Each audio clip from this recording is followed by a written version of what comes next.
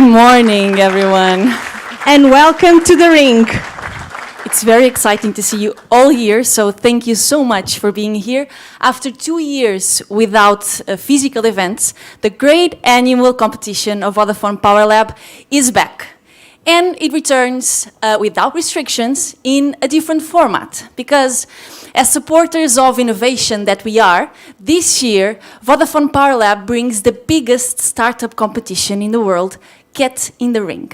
This is an international format that sets the stage, or in this case, it sets the ring for the most interesting solutions. And this ring was not built with only one set of ends.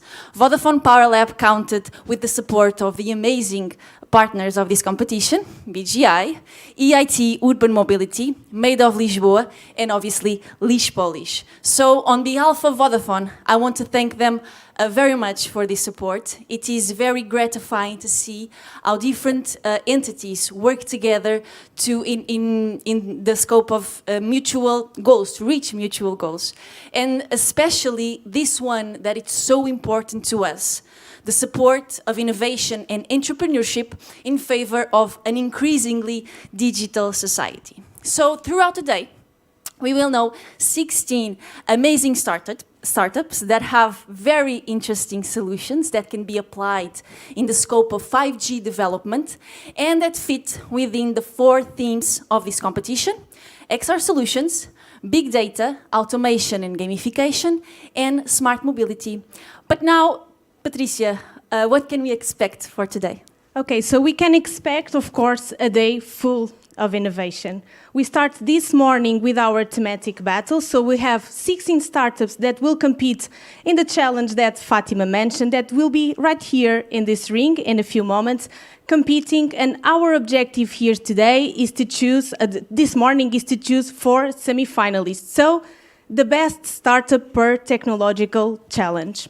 Then, of course, we know that networking is a key success factor in this entrepreneurial ecosystem, and for that reason, we have an half-an-hour networking lunch, where the objective is for you to get to know each other.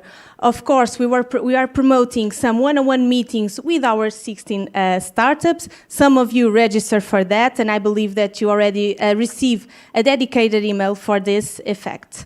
After this networking lunch, we'll return here for the stage and for the ring for our semi-finals and the final. In between, we have some inspirational moments. We can count with the round table with our panel of judges that will talk about some thoughts about the future of innovation, and we also have an inspirational talk with a successful entrepreneur, Paulo Dimas, that will share his experience with you. After that, it's time to know the big winner of this day that will win 20,000 euros in prize and, of course, the golden ticket for the global final of Get in the Ring. After this, it's time to celebrate, to continue our networking in our networking cocktail. So it's going to be a great day filled with great moments, and at the end of the day, only at the end of the day, we invite you to come here and take a selfie, but from now, just enjoy. Yes, thank you very much, and it's time to start our competition, and for that, I will call to the stage our ringmaster, Remco. Thank you.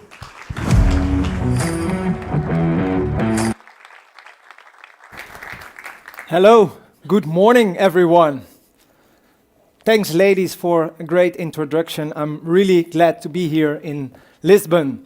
It's not my first time to be in this great and beautiful city. I've visited the Web Summit a couple of times, but today it's different. Today it's about pitching. And I want to give a special thanks already to the sponsors of today, Vodafone, BGI, EIT Urban Mobility, for having us here, because this is what being together is all about. It's about connecting startups with people and players from the industry. But I'll come to that in a bit. My name is Remco. I'm your host for today and the ringmaster here in this ring, but I will not be the main player. The main player will be the startups that will battle against each other here. Red corner, blue corner. But before we go to that, I want to have a brief introduction about Get in the Ring and the mother company, which is Unknown Group.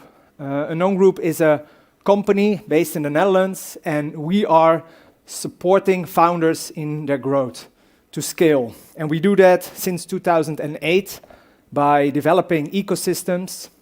That is also where Get in the Ring came from.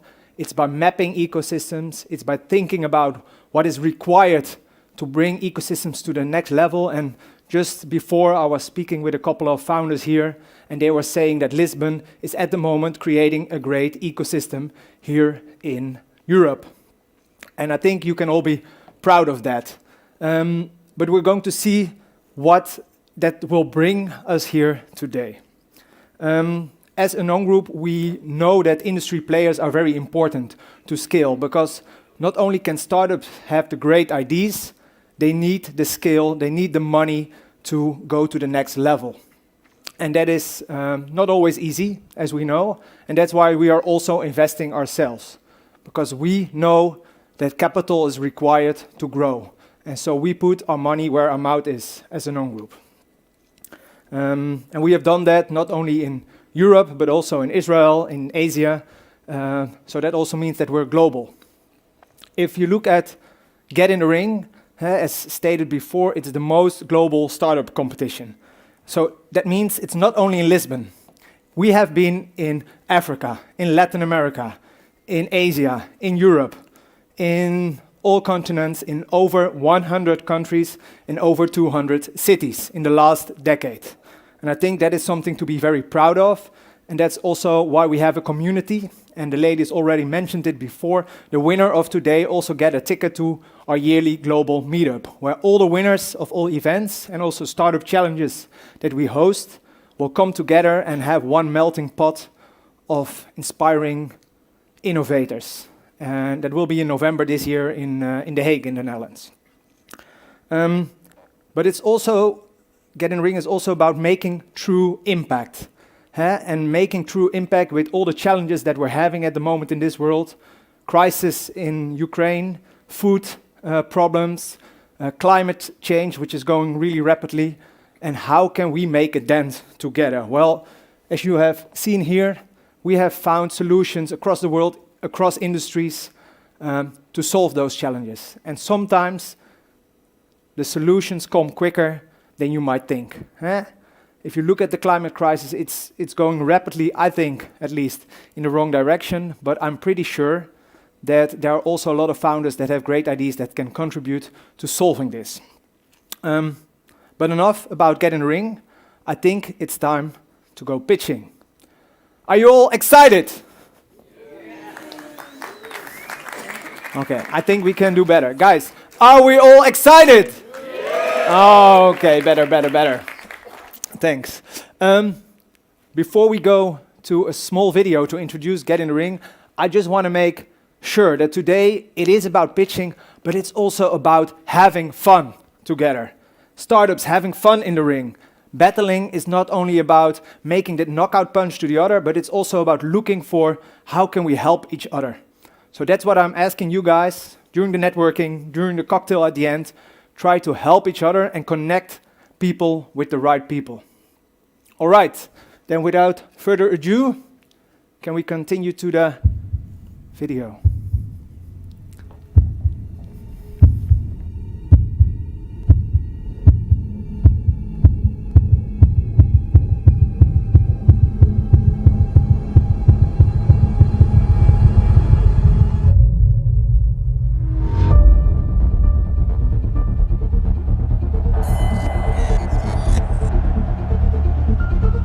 Get in the Ring connects startups to opportunities to start, grow, and scale up their business.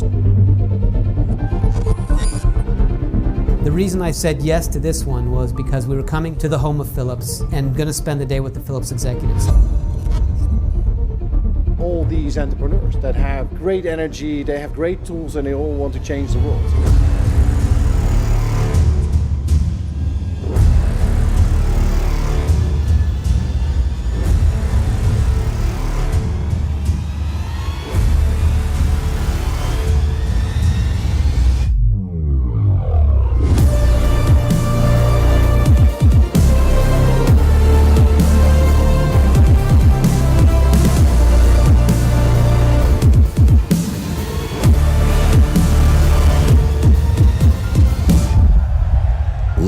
and gentlemen, welcome to Get in the Ring. Yeah, that's it. I think you're all a little bit more exciting now, right? Okay, very good. As said before, we have 16 startups today competing. How does it work? We have 4 teams, and in every team we have 4 startups. That means 2 battles in each of those teams. And they will battle in 3 rounds. The first one will be about their problem, the problem that they're solving, and the solution that they're having. The second round is about how do they make that in a viable business model. Because it's good to have a solution, but it's better to make a little bit of money as well. Third one is about your team. The team, the achievements, and how you want to grow going further. They all have 1 minute per round. So that means 3 rounds, 2 minutes per round in total. After that, the 2 best will continue in one final round to pick the winner for that team. That round will be 2 minutes, and it will be about the value proposition and their differentiation. So how do they stand out? What are the reasons why you really need to have them in the semifinals? And yeah, I think that's it for now. We are going to start with the battles. But what is a good battle without a jury? So I am going to announce the 6 jury members for today. And I will start with the first one, and the first 3 can take place here in the red corner. It's Lorenzo Guevea Boot, sorry maybe for my pronunciation, innovation ecosystem builder from Made of Lisboa. Good to have you here. Indeed, yeah, take a seat. Second one, Luis Caldas de Oliveira, board member of LISPOLIS. Please take a seat. Third one, Mafalda Alves Diaz, Director VBU Large and Public Car Alliance at Vodafone Portugal. Yeah, it's a long one. Good to have you here. All right, that's the red corner. To the blue corner, Matteo Consoni, Head of Business Creation at EIT Urban Mobility. Good to have you here. Good applause still. Pedro Castel Branca, VC investor at Amiral. And last but certainly not least, Pedro Santos, Head of Network Deployment at Vodafone Portugal. All right. Then you would say all the components are there to get started, maybe except for the 2 finalists. But we have one more thing, because that's the public. The public audience will here have the 7th vote. So in case of a tie, because we are with 6, you can be the 7th vote. How does it work? Look at your badge. There's a QR code on your badge, and you will be able to vote after every round. You will have 1 minute, so that's plenty of time. So do it, because it's important for the startups, and it's important to show that you're interested in the best solutions. Yeah, I think that's it. I think everything clear? Any questions? No? Then let's go to the first round. Let's go, which is XR Solutions. And I would like to bring on the stage Planifest versus me.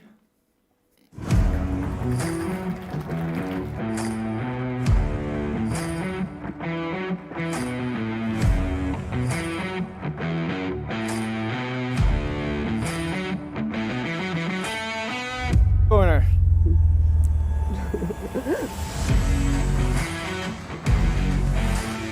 Okay, come on, come on, come on. Very good. It's not easy to kick off, I can tell you that. No. So, how's it going with you, Misha? Right now, Yeah? super cool. Super You know, cool. Yeah. Oh, yeah. okay, that's easy then. Because before it was worrying, but now it's done. Okay. Because you're here. You seem totally chill, so I'm really looking forward to your first you. minute. You ready? Yes, Okay. ready. Before we continue with the first round, maybe a quick introduction. Who are you? What is your company about? And just in one sentence. Okay, I'm Claudine Arthurs, the founder and CEO of Planifest, where we help you to plan and manifest the best version of yourself. Okay, okay. Clear? Misha? I'm Michael from Belarus and CEO of Me. We help develop platform in which every developer can create their own solution on XR with vibration and sound signal. Okay. Long sentence, but a good Sorry. one. All right. Then, first round, 1 minute. Ladies first, problem, solution. Tell us. So it's proven that wellness techniques such as meditation and visualization help to improve people's lives. But the problem is people will learn these practices and they'll start them, they'll do them for maybe 2 days or a few weeks, and then they stop before they really can get the benefits of these practices. It's really hard to remain consistent. At Planifest, we've leveraged the latest technologies that include virtual realization and visualization and incorporated it into a holistic system that includes mindset training and accountability coaching to help people remain consistent with their wellness practices so that they become the best version of themselves in the shortest time possible. Now, we know that these techniques work because elite athletes use them in their training. All right. Thank you, Claudine. The best version of yourself in the short possible time. That sounds promising. One thing I want to say, we have an audience, but we also have jury members. So don't forget them. You have 2 more rounds. Sure. But now, Misha, it's up to you. Yeah. Problem, solution. Go ahead, 1 Yeah. minute and take the stage. Okay. Hello, I'm Michael, founder of Me. A snowboard instructor in the past, I used to teach about 1,000 people during 5 years.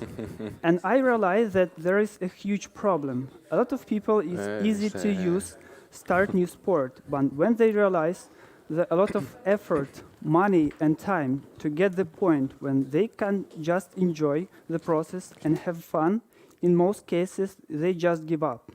So we come up with a solution which helps dramatically reduce the number of study process by giving them the tactical feedback right on the activity on the wrist by vibration signal and sound signal on the headphones. Thank you.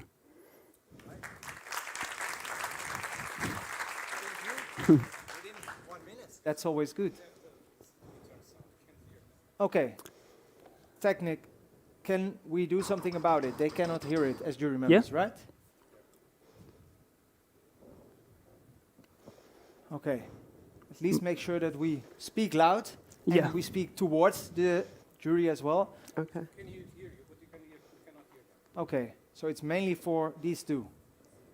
Yeah? Okay, let's try it again. Second round, it's about the business model. So we know your problem, we know the solution. What is the business model? 1 minute. Planifest is a SaaS product, and we market direct to consumer to coaches and corporate wellness programs. The corporate wellness sector is currently a $60 billion sector, and it's projected to grow to $90 billion by 2030. Now, corporations really see the value in having corporate wellness programs. Major corporations like Google and Nike, they offer wellness classes to their employees every day. There's yoga classes, meditation, and coaching. The value that they get from these classes is less attrition. Employees tend to stay at companies where they feel valued and cared for. It lowers the rate of attrition by 28%. People call in sick less, and so productivity goes up at a rate of 56%. Okay. Thank you. That sounds like a promising business or area to be in. Tell us, Misha, how does it work for you? I'm ready. Go ahead. So, we start from snowboard as an example because service is so easy to use in other directions. We put platform as a service, as a basic, with subscription model, and even are ready to give device for free. Even now, we have strategic partner in USA who use our ready-to-use solution in their product to collect for us sufficient amount of data. So, from the early start, we put it as our main advantage. Thank you. All right. Again, within the 1 minute. Yes, yes, yes, yes. You can give some applause. Thank you. That were the first 2 rounds. Could you hear it now? Yeah? Also on that side, very important. Then we have one last round for both. And this time, I'm going to give you the floor first. 1 minute to tell about your team. And marketing. And marketing. Yeah. Good. Okay. So, we've conducted a series research to collect the vision, how to achieve the goal, and understand our target audience need. Our initial market is 700,000 participants per year with 300 average price. To reaching 1% of this market, will it possible to earn $1 million for the first year. And remember, this is still commercial product. Our market in the whole is $5 billion per year, and with 5% growth year after year. Our team has 10 participants, but it's not just a numbers. This is high quality experts in our industry, united by one idea. We have good experience in participating in tech startups with ups and downs.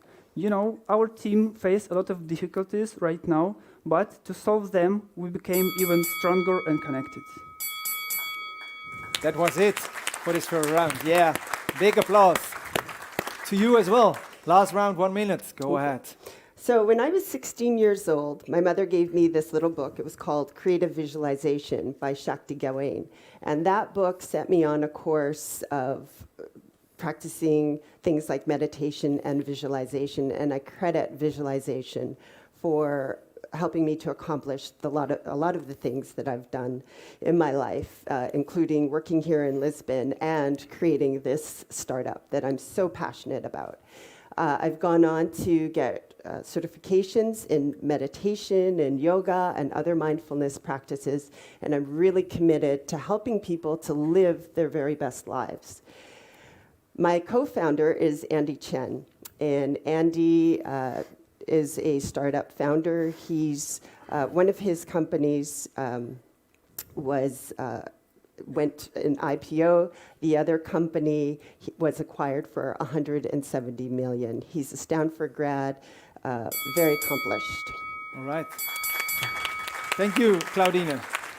I guess you won't have a big problem with finding money. Then, Hopefully not. that can make it easier. All right, guys. That was the first round already. So now we have 1 minute time to vote. So both jury and public, take your badge and tell us who's your favorite. 1 minute, and that goes by quickly. Maybe if people have done their votes, I'm also curious about what was your favorite in this round. So maybe a little bit of cheering. If you're in favor of the red corner.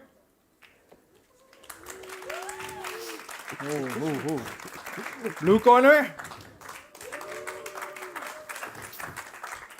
I think we can do more, right? Red corner. Come on. Blue corner. Okay. Well, then we'll wait for the 1 minute to pass, and then we'll find the winners. How was it for you? Good. I got a little nervous, but yeah, it was fun. Yeah? Have you done a lot of these pitches before? No. No? This is kind of my second one. Oh, So. that's scary. I know. Yeah. But you did a good job. Thank Ooh, you. that's the bell. you So so much. votes should be in before we have the winner. How was it for you? Super cool. Super cool. Nice experience. Okay, so you want to continue to the next round and the semis. Definitely. Okay, we'll see what that will be. The votes are counting, and we almost have the winner. Let's see, because it's new for me. I will get a signal when the winner stands there without the logo. Then we can show you who is really there. Yes, and we have a winner. Can I have a drum rolls? The winner of the first round is Planifest, that's red corner. Claudine, congratulations. Thank you. So, we'll see you back after the next battle together with the winner of the upcoming one. Thank you both, and please go ahead. Sorry, it's not going to be the next one for you, Misha. Thank you all. Then we'll just continue with the second battle right away. And that will be in the red corner, Hubduction, and in the blue corner, Zoom Guide.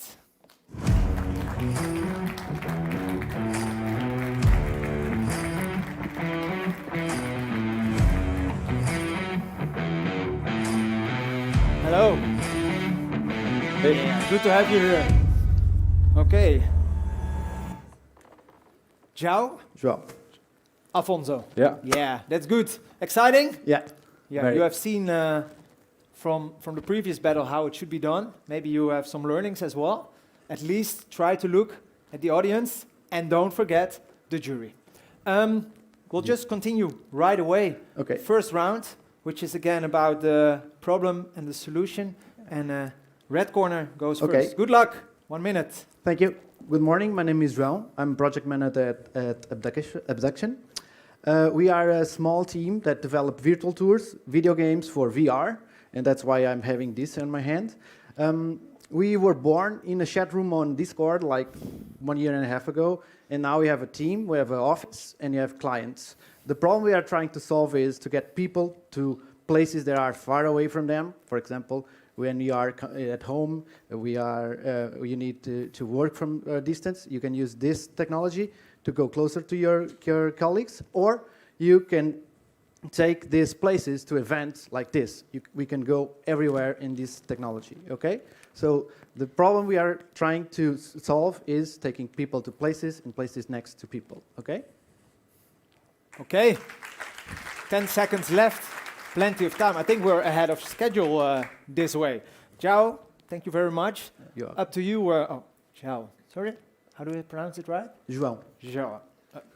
Again. right on my... Afonso, I think this one is easier. It's up to you. Zoom Guide is like Shazam for what you're seeing. Museums, cultural sites, and cities are full of hidden stories. However, accessing these stories is difficult and in outdated formats. There are solutions in the market, but this can cost upwards of 100,000 euros, making them unaffordable to many organizations. With Zoom Guide, you can use your smartphone camera to recognize the space and objects around you and instantly receive curated stories in various multimedia formats, from audio and video to augmented reality experiences. People are tired of downloading apps. That's why Zoom Guide is fully built using web technologies, allowing a mobile-like user experience without ever installing an app. Great apps require great content, but creating content is expensive. We don't do it. What we do is create the best content development system for our partners, giving them the tools to create and manage experiences 100 times faster and cheaper than conventional methods, as well as providing advanced analytics so they can better understand what their audiences want. Thank you. Thank you. First round. Jury? Oh, what are your thoughts so far? Good? Here? Good? Okay, okay. We're getting into it. Second round. I think you can go first. Tell us about your business model. Yep. Accessibility is a key point in our mission. This includes financial accessibility so that as many organizations as possible have access to state-of-the-art technologies like AI and AR. With this in mind, we designed our business model as software as a service or commissions. In software as a service, we charge an annual license to our professional users, such as museums and municipalities, to use our content development system and publish experiences through the app. Alternatively, the professional users can choose to sell the Zoom Guide experience directly to their customers, with the revenue generated being split between Zoom Guide and the professional user. This B2B2C model effectively allows the professional users to generate revenue through Zoom Guide without any upfront investment. Thanks to the scalability of our solution, and depending on the business model our customers prefer, we can either offer extremely competitive licensing costs or no costs at all, putting us in an excellent position to take a significant chunk of a global market valued at 2,300 million euros. All right. All right. I think you have done that pitch before, right? This one is the first time. This one is the first time. I have to say, it's impressive the way you can do everything. Right, guys? Okay. Up to you to do with better, maybe even. Take the stage and tell us about your business model, João. It's very hard to explain the business model of abstraction because we do turnkey solutions and every client is different. So, for example, we work a lot with museums, we work a lot with restaurants and hotels. Most likely, we would love to work more with industry because it has big money. But for example, a case from a museum is that you can go to the museum physically and buy a ticket, and then you can go either to the web or at home download the app to your goggles and go to the museum and pay a small fee. Our money comes from that fee. Okay, we work with partners because we are a very small team, and we work with companies that do NFTs and do all kind of content for the metaverse, and that's how we make our money. Okay. A lot of potential markets for you, I think. Yeah, for sure. Yeah, for sure.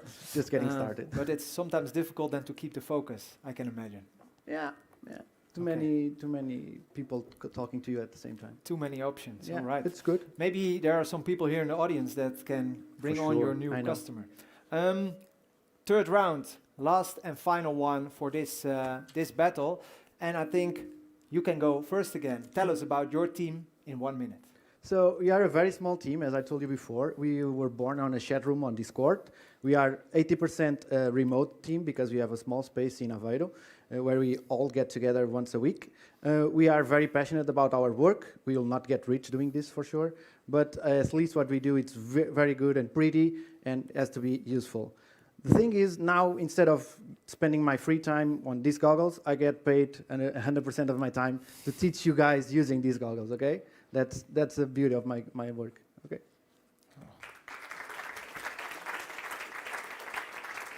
It seems you really made from your hobby your profession. Yeah. Wow, that's perfect. I wish everybody could do it.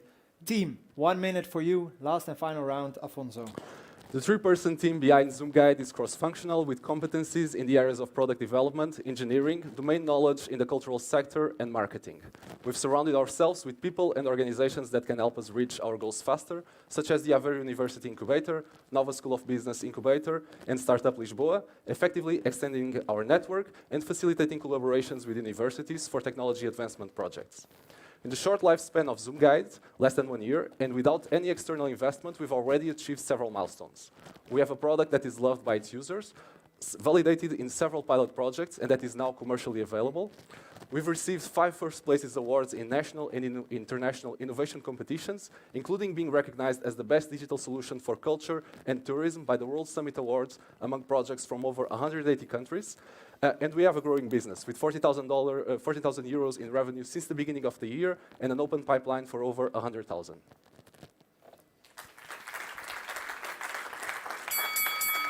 All right. Yes, the bell. That was impressive. Guys, 1 minute voting continues now. Please go ahead and tell us who's your preference. Who's your preference? Well, it's kind of tricky to answer that question. Yeah, but I'm still asking it. What do you think? Well, I think it was us. Yeah? You did well? I think you did okay. What was that one knockout punch that you made compared to him? It's too nice for me to give him a knockout punch. We I were like him. doing business. Yeah, we are. You're in business together already. This is a derby. We are from available. Okay, well, that's perfect. So you just need a third party there. Yeah. We will work together for sure. We talk backstage about it. Yeah. And yeah, that's the kind of the work we do with partners. Yeah. What do you hope to get out of today here? So today, for sure, now I get Afonso's business card for sure, and someone else's. And I would like to make some contact with the guys that send me emails. But most of all, I would like to get recognized. That's the thing. Very good. Who has maybe somebody who can introduce or make an introduction on this side? Raise your hand. Somebody? Oh, I think you have to go networking after this. Okay, guys, the votes are in. So I'm going to look again behind me if there's already a winner. The winner, by the way, can stay directly here because it will battle against Claudine from Planifest after this. Yeah? Have you seen it? Or you're just looking at your pitch for the next round? Are you voting for me? I see. All right. Guys, we have a winner. Can I have a drum roll? The winner of this battle is Zoom Guides. Congratulations. Thank you. Thank you. It's easy. You can just stay in the blue corner. And I would like to bring back Claudine, I think, to the stage, because she will be here competing for the next round. So we had 4, and now we only have 2 left. This round is a little bit different. Like I told, the people here have 2 minutes to really explain something about their value proposition, how they differentiate, and what are really the reasons you have to pick them. Audience, anything specific, or jury, that you're going to look for in this round? Economical viability. Okay, very interesting. Something else? I think that we need a little more details about each of them, each one of them. Okay. And especially from Planifest, I think we need a little bit more understanding about the technical part of the solution. Right. I will repeat that. He said we like to have a bit more details, and especially for Planifest, more background information, technical details. Okay. So keep that in mind. You guys will have 2 minutes each, and I think ladies first. I'm going to give you the floor, Claudine. Good luck. Thank you. So at Planifest, we help people. We help people to become the best versions of themselves in the shortest time possible. Now, one of the main ways we do that is through virtual reality visualization. And what makes us different, or our value proposition, is that we supercharge the VR process. There's this new body of knowledge called virtual embodiment. And when you're in the VR, it tricks the mind. The mind it can't distinguish what's real and what's the virtual world so much. So it helps to elicit a behavioral change faster. And so this helps people to be more consistent with their wellness practices so that they can get the benefit of it. Now, when we work with corporate programs, the idea there is that many corporations, they create these corporate wellness programs. There's a lot of excitement at the beginning when they start the programs, but then over time, slowly interest wanes and they kind of peter out. And that's where we come in to help bolster those programs with the VR technology in particular. And the other supporting technologies that we use, the techniques that we use, such as mindset training. And this is so that, training the mind, it helps when setbacks happen, that you bounce back faster. For the consumer or the customer, the value there is that using our system, it helps you to more easily and more consistently practice, right? So that you can reap the benefits. In terms of the market, the global wellness market. Please finish your sentence. The global wellness market is $1.5 trillion. And there's a digital health sector that's a new and growing market as well. It's $150 billion now.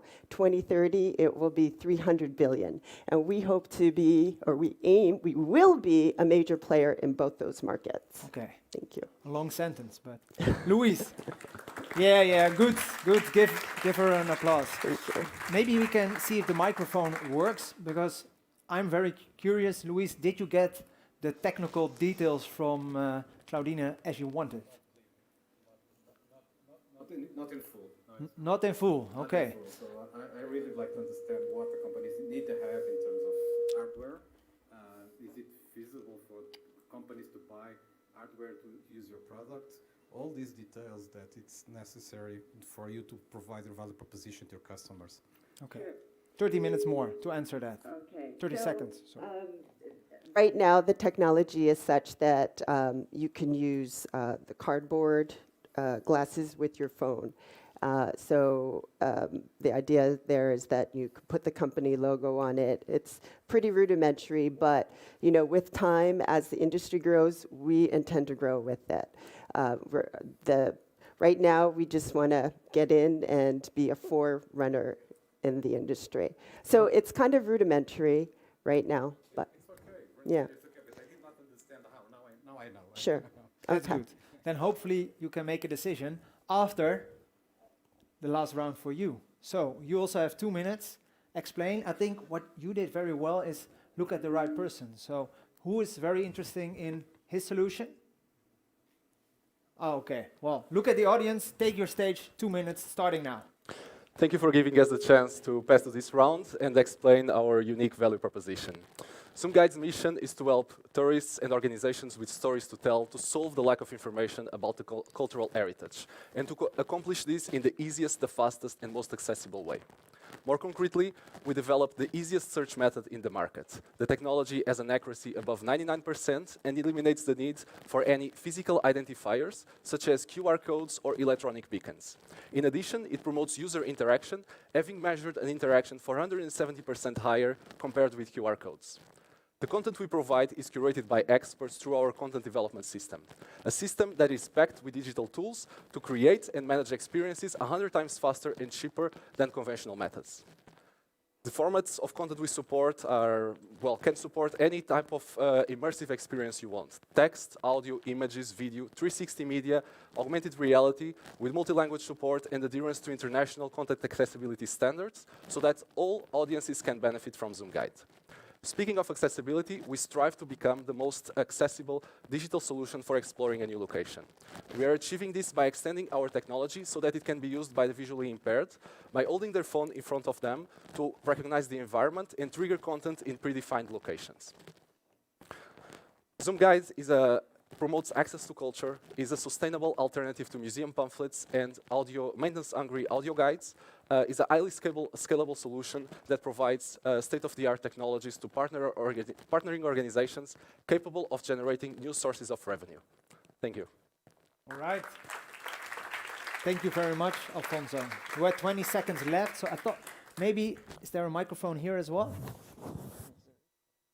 Maybe also a question? Somebody on that side? Yeah, go ahead. Yeah, Matteo? How are you planning to enter the market? So we have already entered the market. Right now we are targeting cities, municipalities, and museums. So we either offer them our platform without cost, and they create the experience through our content development system, and then sell it to their audiences, where we gain a revenue, or they pay us a license to use our content development system and publish the experience for free to their audiences. Right now, the channel we've been most successful is really direct contact with the key players, like the museums directors, the head of a municipality, explaining them the solution, and then, well, going into a bit of a process to get them to like us, and then we have a business with them. All right, thank you. Then that was it for this first round of XR solutions. I think it's again time to vote. Just a brief note, I'm sorry. We had a technical problem with our QR code from Slido. We will project here the URL with the password that you can enter also in the Slido, okay? Thank you. All right, yeah, that happens sometimes, technical problems, but I think you guys have done a great job. So is it coming? I think this is what everybody can go to. So the website, sly.do, this code. I hope it works for everyone. How was this second round for you? It wasn't so good. I forgot to tell an important part of our unique value proposition. Ooh. Yeah, but that's fine. It's the fact that you don't really need to you don't need to install an app.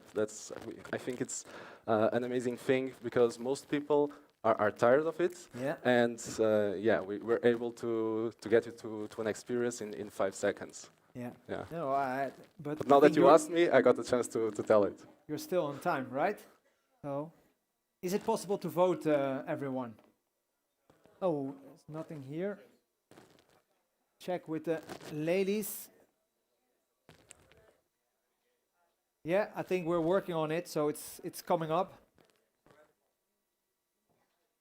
Okay, is it possible? Yeah. Okay, working for everyone. Then for you, did you forget anything? I could have added more, but Yeah, you can always do more. But I think also the big challenge sometimes of pitching is don't make it too long. Make it simple, make it understandable for the audience, because if they don't understand it, then they will raise more question marks instead of answering those questions. So still 30 seconds to vote, and then we will know who is the first winner of this battle, XR Solutions battle, before we will continue with the second one, and that will be about big data. Are you still holding up here, jury? Yeah, maybe you can give me a sneak peek. Who was your favorite? That's the secret. Sorry. Yeah. They were both great. Okay, I think that's always the best answer to give. Here, any more information you want to give us, Matteo? Of course, it was a very great first session. Congratulations to both of you, and let's see now who won. Oh, we're still very polite here, I think.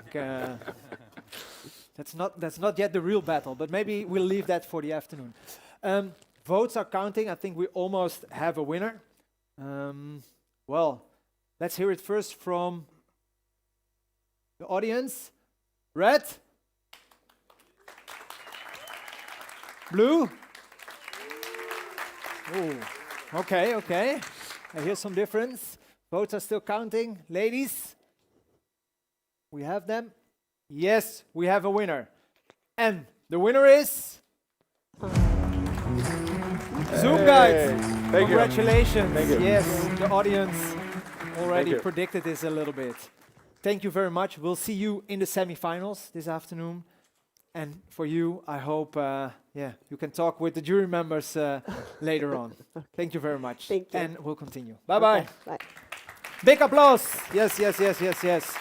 For sure. All right, so this was only the first out of 4 topics that we will discuss today. So we have a lot more to come. The next one will be about big data. So I would like... we first go to urban or smart mobility. Just a small change. Then it will be Volvero against U-Ship. Please come to the stage.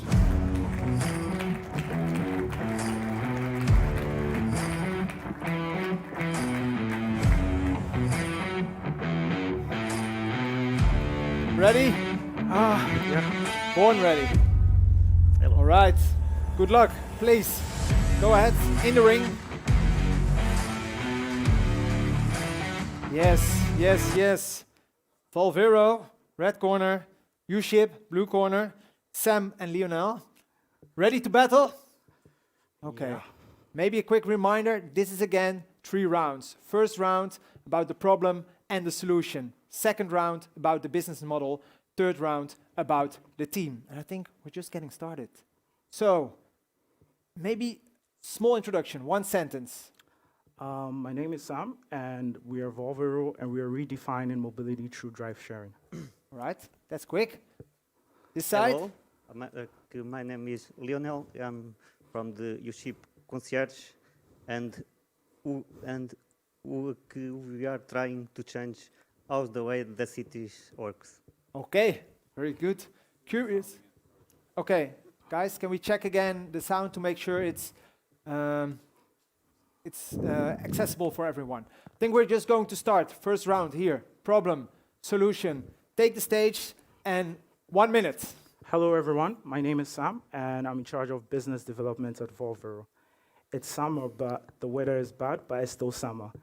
I'm guessing most of you have made your summer trips plans yet. There are 2 things that are of major concern: where you're going to stay and how you're going to move around easily and conveniently in a beautiful city. What about the time that you had to switch apartments and needed a quick budget-friendly solution to move your stuff? Some of you might have probably been thinking about the car rental solution. but do we really want to remember how cumbersome and stressful that process is? What if I also told you that 96% of the time, most vehicles remain unused? So at Volvo, we have the perfect solution. Through our platform, we allow drivers to have access to unused vehicles wherever they travel, using our patented technology based on data analytics. Thank you. Hey, thank you, Sam. Good first round. Patented technology, I think that's an important thing. Yeah. I'm also curious if others have that as well. Lionel, 1 minute of fame. Take the stage. Tell us about the problem and the solution. Hi, everyone. My name is Lionel, and I'm the founder of UShip Concierge. We are trying to change the way the cities work. Maybe everyone in this room has already ordered a meal from a delivery app, right? But think about why should a courier wait, spending a lot of time waiting for the next order? Or why should a car move on single meal? It doesn't really make sense. It's incredible inefficient. It creates emissions. It creates traffic. It creates accidents. But yes, it's possible to solve that problem using autonomous delivery robots that deliver meals or small packages from the stores to the customer's door. All right. Good one in a minute. Good. Please keep in the ring. Okay, that was the first round.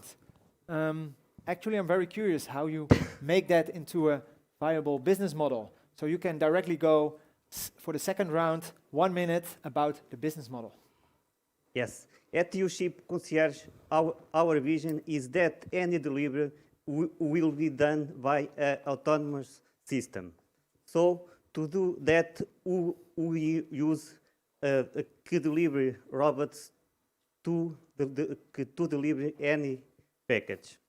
Our business model is to charge the partner is a monthly fee or a delivery fee for each delivery. All right. We are doing pilots with the campus and with the complex buildings, delivering small package and food. Right. Do you already have traction in the market at the moment? Do you have sales? No, not yet. But in few months, we are starting the first pilots in Portugal. All right. Couple of months before we go to market. Yes, give him an applause. It's not easy to be here in the ring. Just look in the lights, to look at a big audience. So thank you very much. Now it's time for your second round. Go ahead. Okay. At Volvo, we are creating shared value. We are allowing car dealers and rentals, corporates and private owners to generate extra income. Our business model is simple. Through our platform, we provide features such as driver safety ratings, true gamification features on our app, as well as smart insurance. Owners set prices, and then we make money by charging a percentage fee from each transaction. Our business model has been proven to reduce global emissions, and we make mobility, inaccessible mobility, accessible.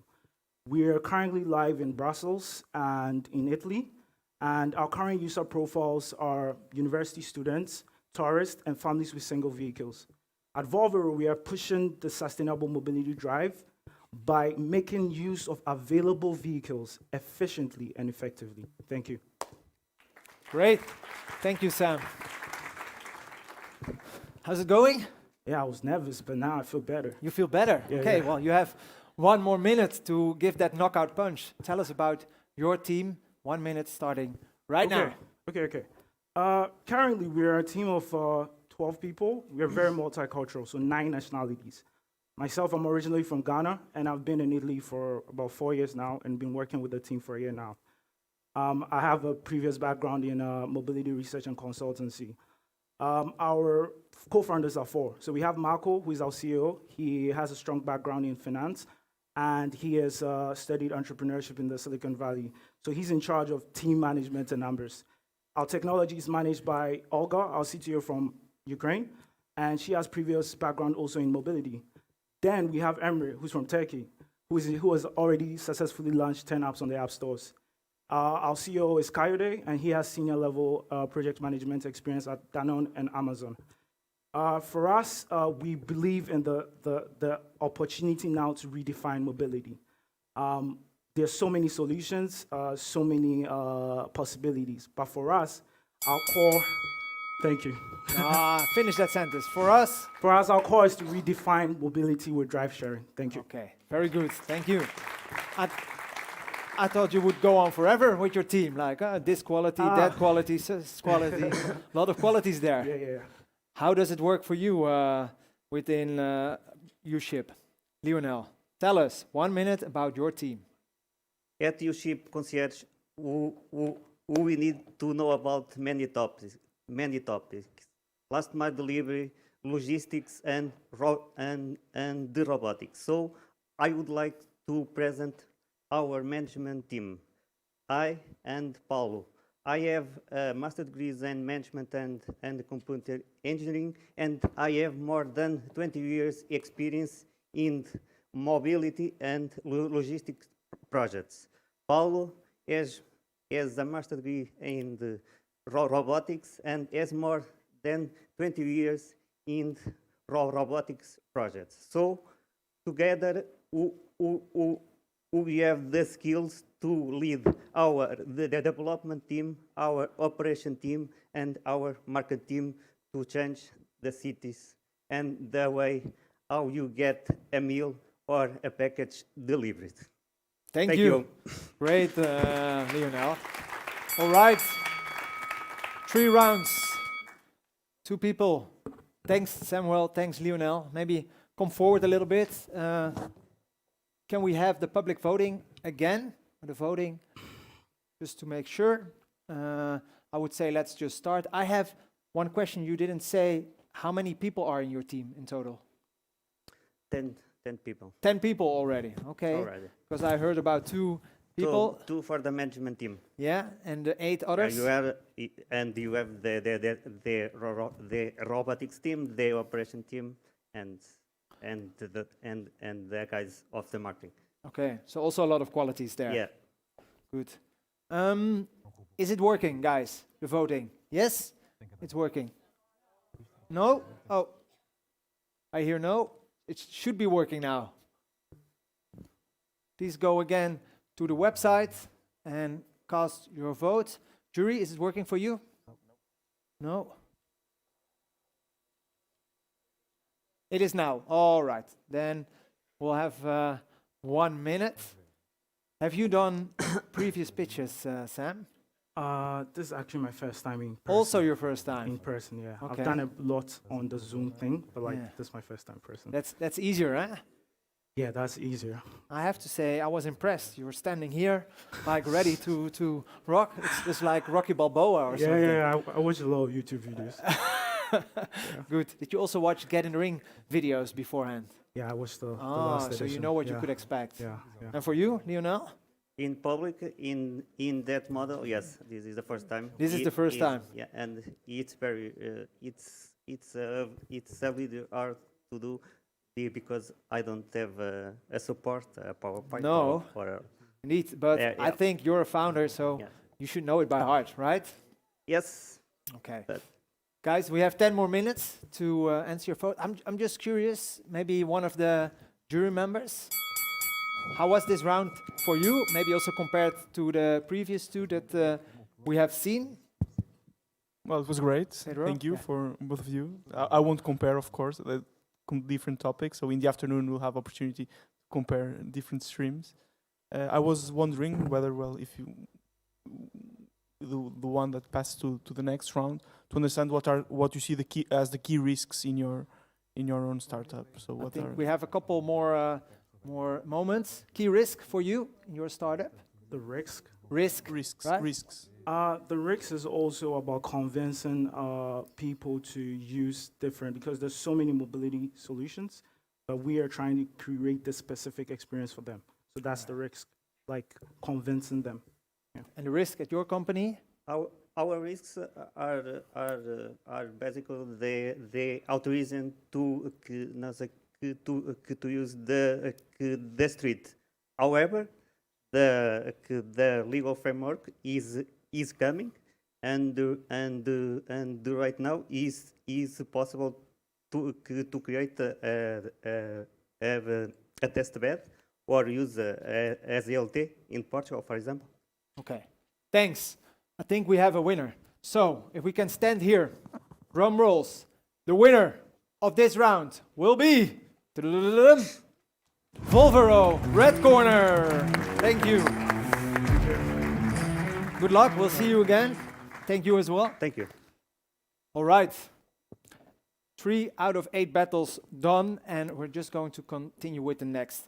Next one is Might in the red corner and Xena Vision in the blue corner. Please welcome them to the stage.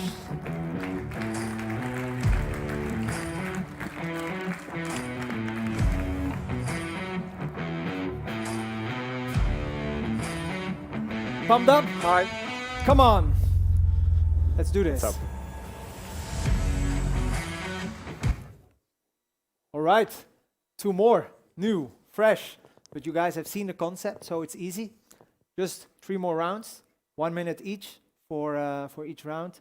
First one about the problem and the solution. And this time, I think I'm going to start here on this side. Are you ready for it? 50-50. Okay, then maybe like 1 sentence introduction first to get off the tension a little bit. Okay. I'm Enes from Zenavision. We have a system that emergency recognition system. And yeah, and okay, and it is used for saving human lives and detecting road accidents, and that's all. Okay, just saving people's lives. Easy, do that every day. For you? Hello everyone, my name is Luís Mendes, I'm the CEO of Mate. Mate, we are a European road freight platform. We help road transportation companies be more efficient and save fuel emissions. Okay. Interesting. I would like to hear more about it, but like I said, I'm going to start on this side. So, Xena Vision, Enes, please, yes. 1 minute for you to tell about the problem and the solution. Okay, we are creating a next generation emergency recognition system that is used for, as I said, using for saving human lives and detecting road accidents. Human-centered surveillance system is incapable of doing it because people use the camera system and watching them, but this system cannot answer the question of what's happening now. Records only when trouble happens, and instead of post-event detection, cameras can be used to prevention of accidents and crimes. In the case of an emergency, our system can detect them, creates an alarm on its digital system, and gives notification immediately to the authorities. Otherwise, our system reports valuable insights to the authorities, and we try to make safe technology accessible to everybody in this way. Thanks, Enes. Big applause. Yes. Not easy. So, tension off? Yeah. Okay, good. I'm already. How's it for you? Good. Yeah, ready to rumble? Let's go. Okay, 1 minute. Take the floor. So yeah, supply chain. You've heard of it for the past 3 years. And normally when you heard something about supply chain, it's because something is wrong. Otherwise, you've never heard of it. In this case, supply chain is going through a major change. But let me tell you about the size of this market. Supply chain or logistics in general accounts for more than 10% of the global GDP. And there are 30 million trucks out there carrying everything that we need as consumers or as fabrics and manufacturers. But on the opposite side, when we talk about technology, all of this supply chain and logistics and transportation works completely offline. And this is crazy about it. You have such a connected industry that on the side of technology are really not adopting technologies. So we're here to help them. We're here to help the small carriers to use technology to first connect to the supply chain, and by helping them to save fuel and to save road emissions. Okay. Thanks. So you save fuel and you save lives. Okay. Then I'm very curious. I think he won already. Yeah, I don't know. That's up to everyone. Please, guys, come on stage. We're going to the second round, and Enes, you can go first. What is the business model saving lives? Okay. Every year, 1.3 million traffic accidents happen in the world, and 48% of them is preventable. It gives $71 billion damage to the economies in 30 years. For example, Lisbon's accident rates is decreasing, but still higher than the average of the Europe. And our system is scalable product that is used, that works in everywhere with existing cameras, up to thousands of cameras. Since larger places are more difficult to secure, our potential customers are B2B customers, such as municipalities, airports, train stations, and police departments. Reducing accidents can lead to comfortable traffic in cities and make them safe for human lives. Okay, thank you. Also a lot of clients, right? That wants to save lives. Yes. Yeah, very good. Yes. Okay, what is your business model? Go ahead, Luis. Right. So in our case, to develop our technology, it takes a huge effort.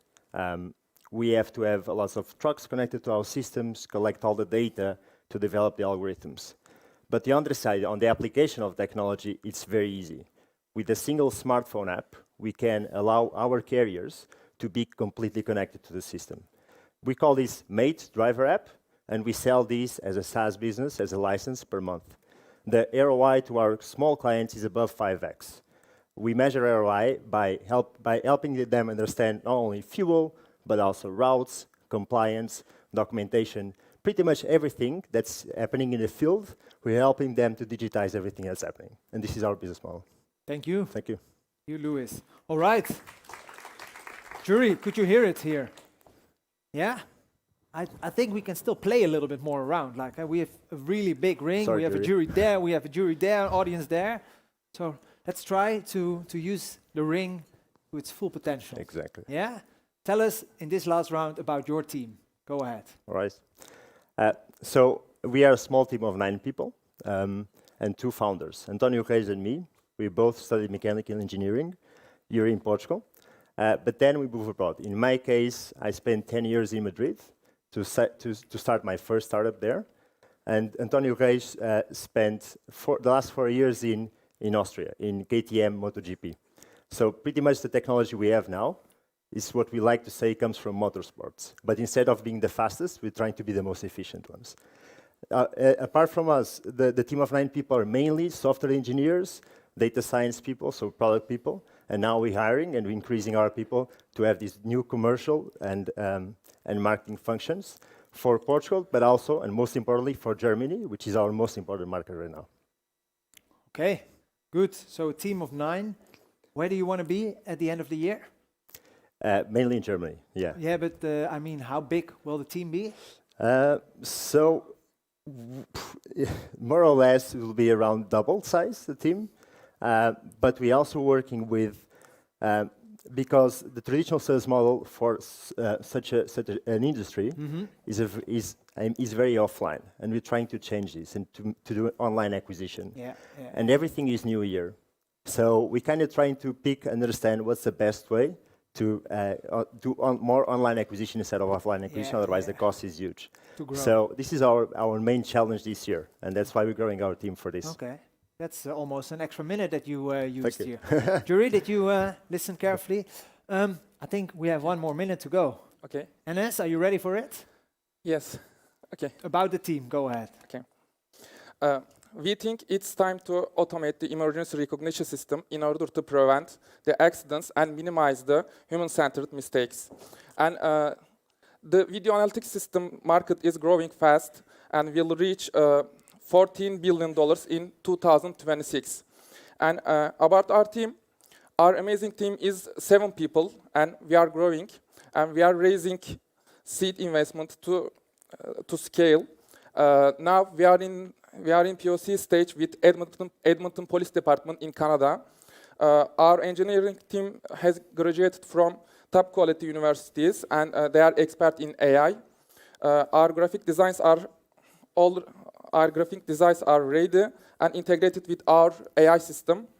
And we are meeting with the municipality of Braga and hopefully next in Lisbon. Okay, good. So we'll see you around here in this city. Hopefully. Hopefully, yeah. Thank you. Okay, this was already the final round, so we're going to continue with the voting. I hope everything works again. So the website is there. So please, jury, take your phone. Please, audience, take your phone and do that one important thing. I'm curious, we have a bit of time. Who has a question? Maybe from the audience for one of these two finalists or two battleists. How should I call it? Questions? Okay, so no questions about saving lives, saving fuel? Easy. No? Okay. Jury? Here, maybe? Very noble purposes, so indeed. I'm still lacking a bit of more information regarding the technology behind the scene, especially for you. I understand the digital part, but what you are actually putting on the trucks or whatever is you are aiming, I'm lacking that, but well done for both. Okay, I think we'll probably hear a little bit more about it if you continue to the next round. But maybe can you give us a sneak peek already about this? So pretty much all of the trucks and models out there that work in the market, we do a truck digital twin of that model. And with that, then we do thousands, millions of runs of that model with different cargos, weights, and traffic situations in entire Europe, and to find the optimal solution. This optimal solution is that what we then use to allow drivers to drive with a different behavior. Yeah? Is that a bit more in-depth information that you were looking for? Ah, exactly. Okay. Well, thank you. Thank you for the question. That's good. Good question indeed. Indeed. I see the votes are counting, so we will almost be there. And then we'll see which one of you can stay in the ring and which one will have to leave for this round. Oh, it's always that moment, when you're waiting, sweating. How was it? Good, good. Nice. I mean, I like it. So being out here. Yeah, it's good. Okay, we'll see. Outside of Zoom, it's always good. Yeah, I think that's where this whole day again is about. It's also about having fun. But we have a winner. So, without further ado, guys, who's the winner of this battle? Is it blue or is it red? Let's see. The winner is... Oh, I have to think Might, red corner. Congratulations. Congratulations. Good job, guys. Yeah, you can stay here. Okay. Sorry, Okay. Anis, you have to leave. Thank you very much. Thank you. And yeah, then we're also bringing in back Volvero. So, Sam, are you ready to battle again? This time, I'm sorry, but yeah, he's still in the red corner, so you have to go blue. To the blue, okay. Does it matter? Nice presentation. Nice. Does it matter Likewise. for you? No. Okay. So In fact, we're blue, so blue. oh, it actually fits pretty well. Okay, good. Well, then we have this last and fourth round, how you say it. It's about your value proposition. It's about how you differentiate. What are the reasons the jury really needs to pick you? So you both have 2 minutes. And please convince the audience and the jury about your quality. Who wants to go first? Okay, Sam, Okay. you can go first. 2 minutes. Go ahead. All right. Thank you. So at Volvero, the solution for drive sharing is not new, but our approach is new. So think about it. The whole global car sharing space is worth about 200 billion. We have our major competitors being Getaround and Turo in the US, but we have a little bit of local players all fragmented. The challenge is that they're finding it hard to understand that every market changes depending on the country. So for us, we are focused on 4 main value propositions, which we've perfected by leveraging different innovation and technology. So the first one is insurance. So with insurance, we are pioneering a paperless curated package that covers not just cars, scooters, bicycles, everything. And we're also able to activate it during a trip. We're partnering with Neosurance, who takes care of the integration, the tech integration with the local insurance player. So for example, in Italy, we are partnering with Europe Assistance. Secondly, gamification. We're using gamification features to reward driver safety. So we take data from the mobile phone sensors. So we take the data from the gyroscope, accelerator, and we are able to use that data to predict and reward safe driver habits. Thirdly, we are looking at DLT, the use of blockchain. So we are going to put all the data that's obtained on the DLT using the decentralized ledger system.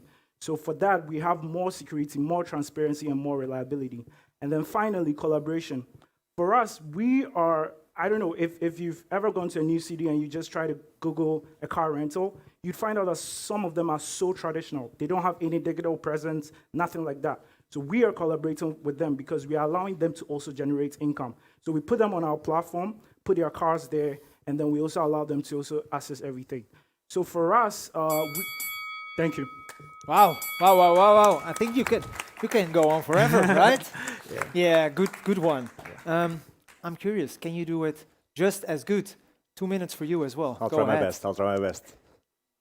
So in our case, as I told you before, our value proposition is mainly helping carriers to be more efficient.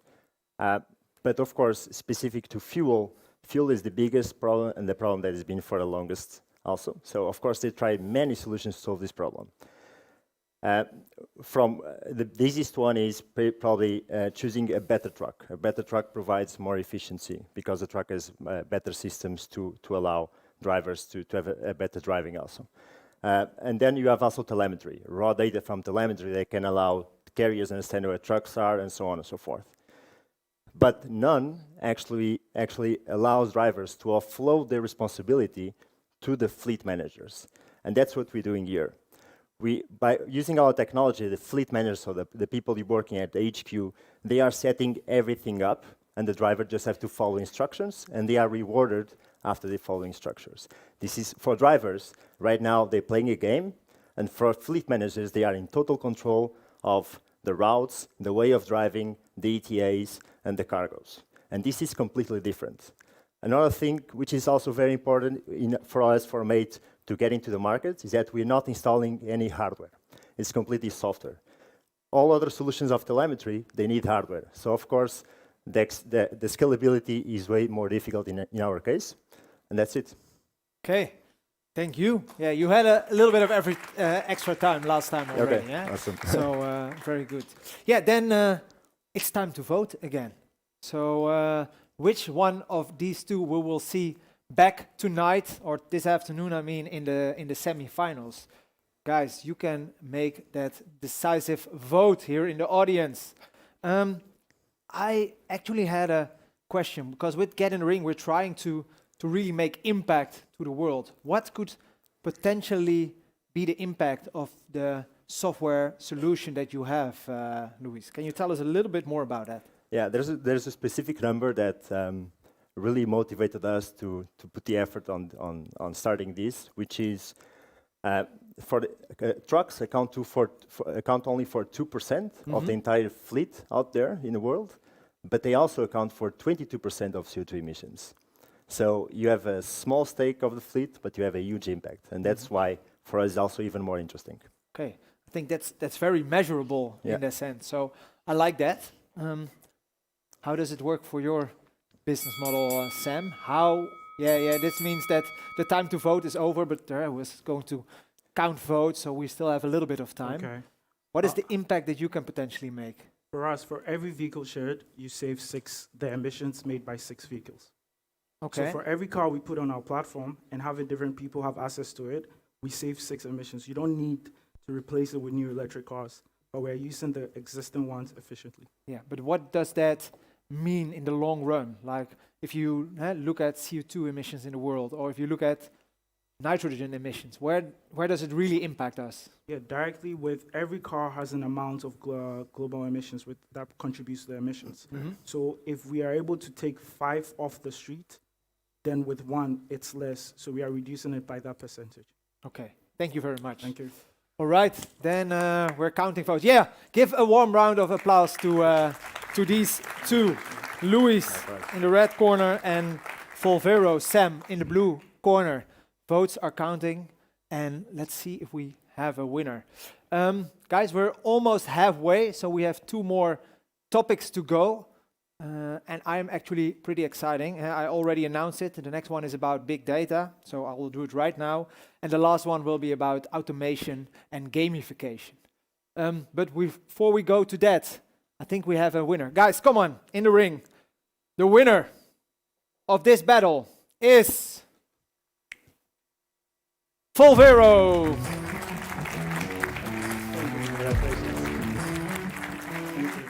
Good job, guys. Thank you. Thank you. Thanks, Sam. We will see you back this evening and this afternoon. Guys, yeah, how's everybody holding up? Tired already, or looking forward to more solutions here? Doesn't matter, we're just going to continue anyway. The next one is about big data, as I said, and I would like to have on the stage Will Bricks and Instant. Thank you, guys, come on. Yeah, applause.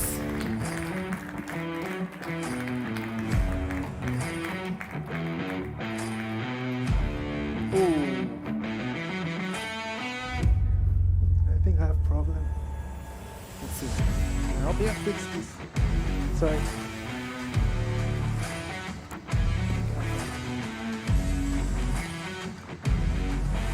Okay, well, let's see.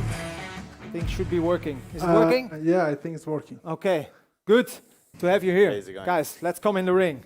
So, What's what we're doing? People sometimes are leaving like. yeah, probably maybe they we're- have to go to the toilet, Probably right? 10 of them. Wow. 10 of them. Is Or it possible to use the gloves? that's only when you're in the final, I would All say. right. Yeah? Okay. Are you ready? Yes. Yes? Okay, maybe a short introduction before we continue with the 3 rounds. What do we have here in Hello, the red corner? everybody. My name is Javad, the CEO and co-founder of Buildtrix. It's a Portuguese startup in the big data, energy, and building. And what we do is we help companies and organizations to uncover energy efficiency using digital twin and data analytics. So it's basically a data answer for... I'll give you one finger and you take the whole hand. Sure. Huh? Take it easy. You have 3 more rounds. Hey One- everyone. one sentence. Yeah, one sentence. My name is Andres, founder of Instant, powerful data wallet for you to protect your data, and we'll talk about it later. So Okay, good. There we go. I see you're pumped up, so There we go. We're ready. I'll let you go Think first. so. Come on, tell us 1 minute about your problem and the solution. So I want to start with a story because everyone wants a story, and this is a real story. Coop is the biggest supermarket in Switzerland with more than 1,000 stores. And Martin is an energy manager responsible to make sure all of these buildings are energy efficient. So they have lots of sensors, more than 6,000 sensors installed in their buildings. They receive around 100 million data points per month. So can you imagine how they manage this huge amount of data? Well, they don't. Because they don't have the tool to get insight from those amount of energy data. We know that the energy price is increasing, and that's an issue for Europe to tackle. So we provide an energy intelligence platform that uncover energy efficiency from the buildings, and it helps energy manager to make the right decision. If all the companies, big companies in Europe are using Buildtrix solution, we are not depending anymore on the Russian gas and energy prices. All right. Wow, wow, wow. That was a good first minute. Okay, Javad, that was impressive, I have to say. So, can you do it as well? 1 minute, We'll see. take the stage, use the stage, and go ahead. All right. So you might agree with me that time is money, right? But data is also money. And funny thing, we don't treat data as money. So every day we interact with our private information daily. whether it's for applying for a product or service, or even going to your doctor, probably sending an email, you're always interacting with data. And the problem here is that our privacy is getting more complicated, at risk. The amount of data you're giving access to, it is way too long. It is way too long now, and there is like short, and it is like really bad control. But also companies, are struggling with processing all this data. So what we're doing here is we came up with a wallet that can centralize your data at the same time that can connect with a platform, advanced platform for businesses that process these transactions. Okay. And well, we'll see. That was it. That was the first minute already. That was the first minute already. Yeah. It was just, Okay. was very fast. How was it? Well, it was very fast. Very Right now, fast. I was okay. like well, expecting you know what? 30 seconds I'll more. give you the floor again. All right. You can tell us a little bit more about how you want to make money, or maybe you're already We're making money. Yes, okay, we're go making ahead. money. Business model. All right, it's very simple. It's free for users, and we charge a fee per transaction process for companies. So what we mean by transaction is when a company basically uses a process flow for whether it's an product application or updating data or any of those things. Now, as for how much we charge, right now our transaction price is €4 per transaction. It might go up and lower, but right now the average transaction is €4 per transaction. We're very proud that we're making money. We have continually growing at 200% every year. We've been also signed contracts over for €3 million. And also, the most important thing is no investment, so it's fully bootstrapped, and we're profitable right now. So that's a good thing. And yeah, that's where we're making money. That's what you're making There we money. go. Good. Exactly within the 1 minute. Not bad, I have to say. Well, yeah, I missed a couple of things, but Okay. that's what it is. One thing you want to tell us? No, don't worry. I'll No? tell in the Okay, third round. Okay, I'll give you some stage time. Okay, it's up to you again. So, Show that energy. So in terms of business model, we have a software as a service business model. It's a business to business. So our customer are big companies that has a multi-properties. For example, we have a Roma Capitale municipality of the Rome in Italy. They have 2,000 buildings which use platform. And then we have a Coop that they have a 1,000 building in Switzerland. It's the biggest supermarket. So what we do is we do a setup fee to build the data pipeline, and then we charge them a subscription fee. They need to pay us a monthly fee to use our services.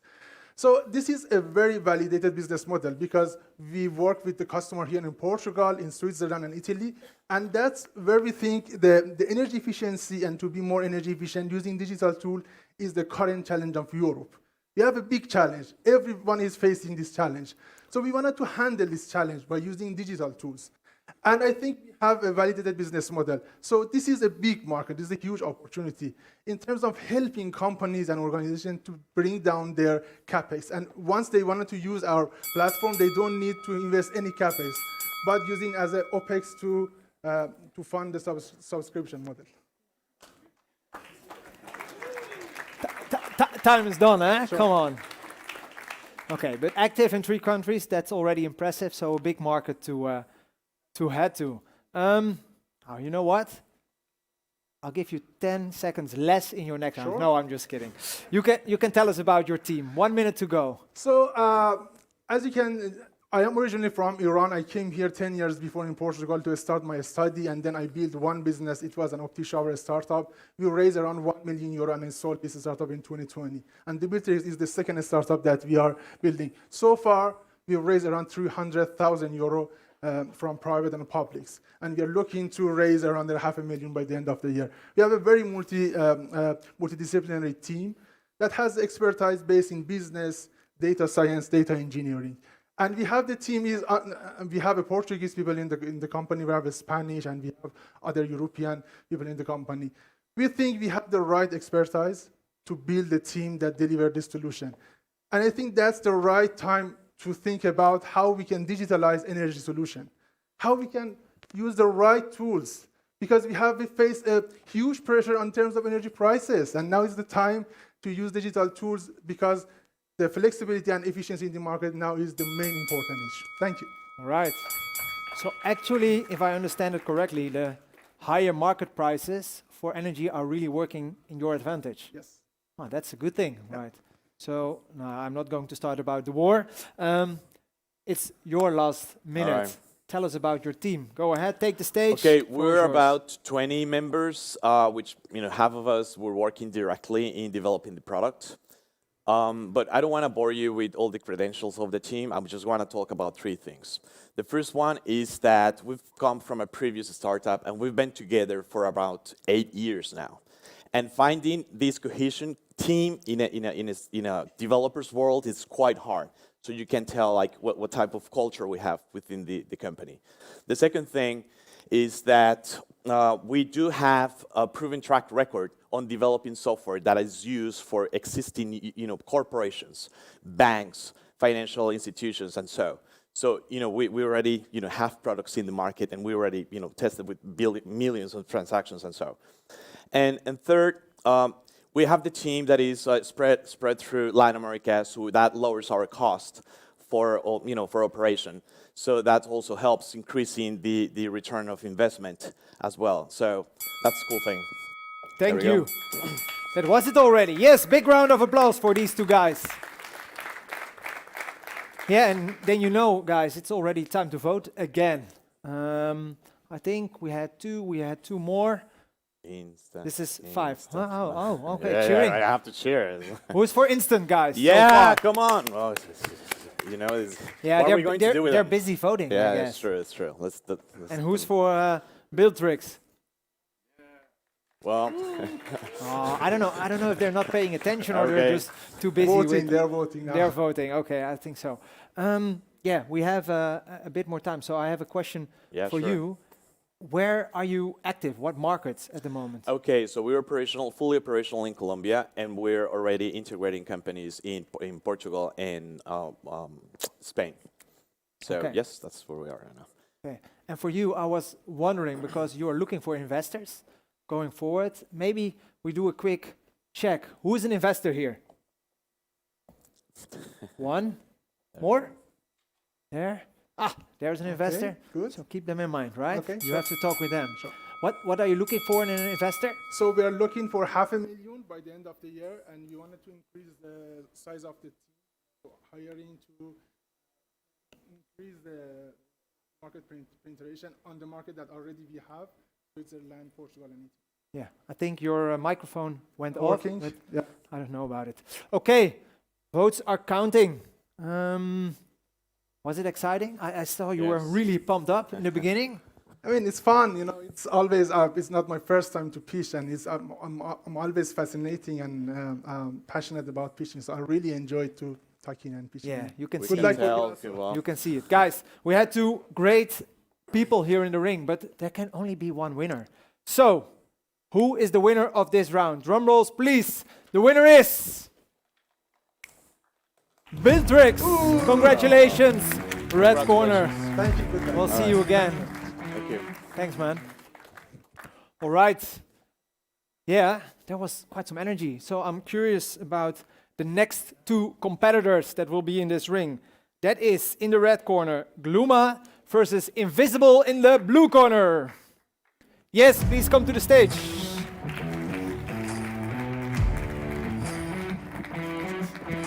Okay, come on. Let's go. Oh, what's that? Wow, beautiful. I'm Francisco, so Yeah. you were not allowed to bring in those gloves, so you... It's a bit different, I think. You take another one. But it's also a little bit like... It's a bit different. A different color as well. Okay, Yeah, exactly. Curious about that. Yeah, you guys know the concept. So it's 3 rounds, 1 minute each. But we'll start with the short introduction. Maybe you want to go first, Pedro. Invisible Solutions. What is one sentence? Who are you? So we deal with companies that want to get their money back for services that have been sold but haven't been paid. We help companies Right. get that money back. Okay. Sounds interesting. You are intriguing me. And you? So my name is Francisco, and and we are developing a home-end portable medical screening device to complement the breast self-exam. Okay. Curious. We want to save lives as well. As well. Yeah, you are a good competitor. Well, then, Gluma, you can go first. Tell us in 1 minute about the problem and the solution. Go ahead. Thank you. So, hello everyone, we are Gluma, and we detect breast cancer at an early stage. But first, let me share with you the story that inspired us. My cousin Filipa was diagnosed with breast cancer. She used to do the breast self-exam, however, she didn't have confidence in herself doing this. So, when she felt something in her breast, she thought it was nothing. 3 months later, the lump didn't disappear, so she went to the doctor. The result, a malignant cancer and mandatory breast removal.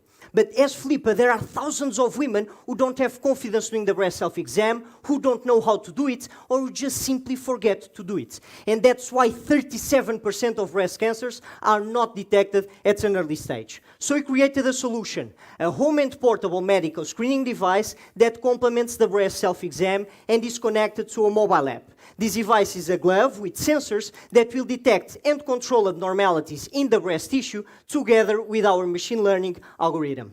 Thank you very much. And exactly within time. Wow. Yeah. That was a strong pitch. Can you do that as well? I don't know. Let's see. Let's try. Go ahead. 1 minute for you. Well, hello everybody. I believe that it is in the individual that resides the key factor to solving one of today's society's biggest challenges. Debt default. Did you know that according to the World Health Organization, about 1 million people ended their own lives last year due to financial stress? This is because companies are struggling with this problem with harassment, with bullying. At Invisible Collector, we believe in creating a digital platform to put creditors and debtors on the same page. By having an AI-augmented algorithm to know which is the exact best method and the best content to send an individual in this situation, we know that we can know where is the best time for him to get his things settled and give him that exact nudge that will work and will diminish the stress on each of the sites. Thank you. Wow. I have to say that was also impressive because it's not only about getting your money back, it's also about saving lives. Yeah. In the end. I was saving lives as well. Saving lives. It was my secret. Well, maybe we should work at a hospital here or something. All right, let's continue to the second round. Yeah, I think you can just continue again. Tell us about your business model, Gluma.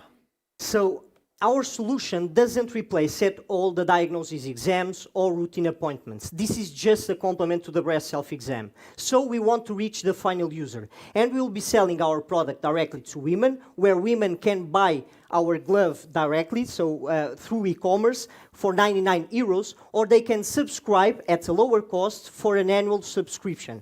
And this will give them access to a package that includes maintenance and hardware and software updates. This means that we can switch the old glove for new versions without any costs. And if something happens to the glove, we can give a new one in exchange for the old one.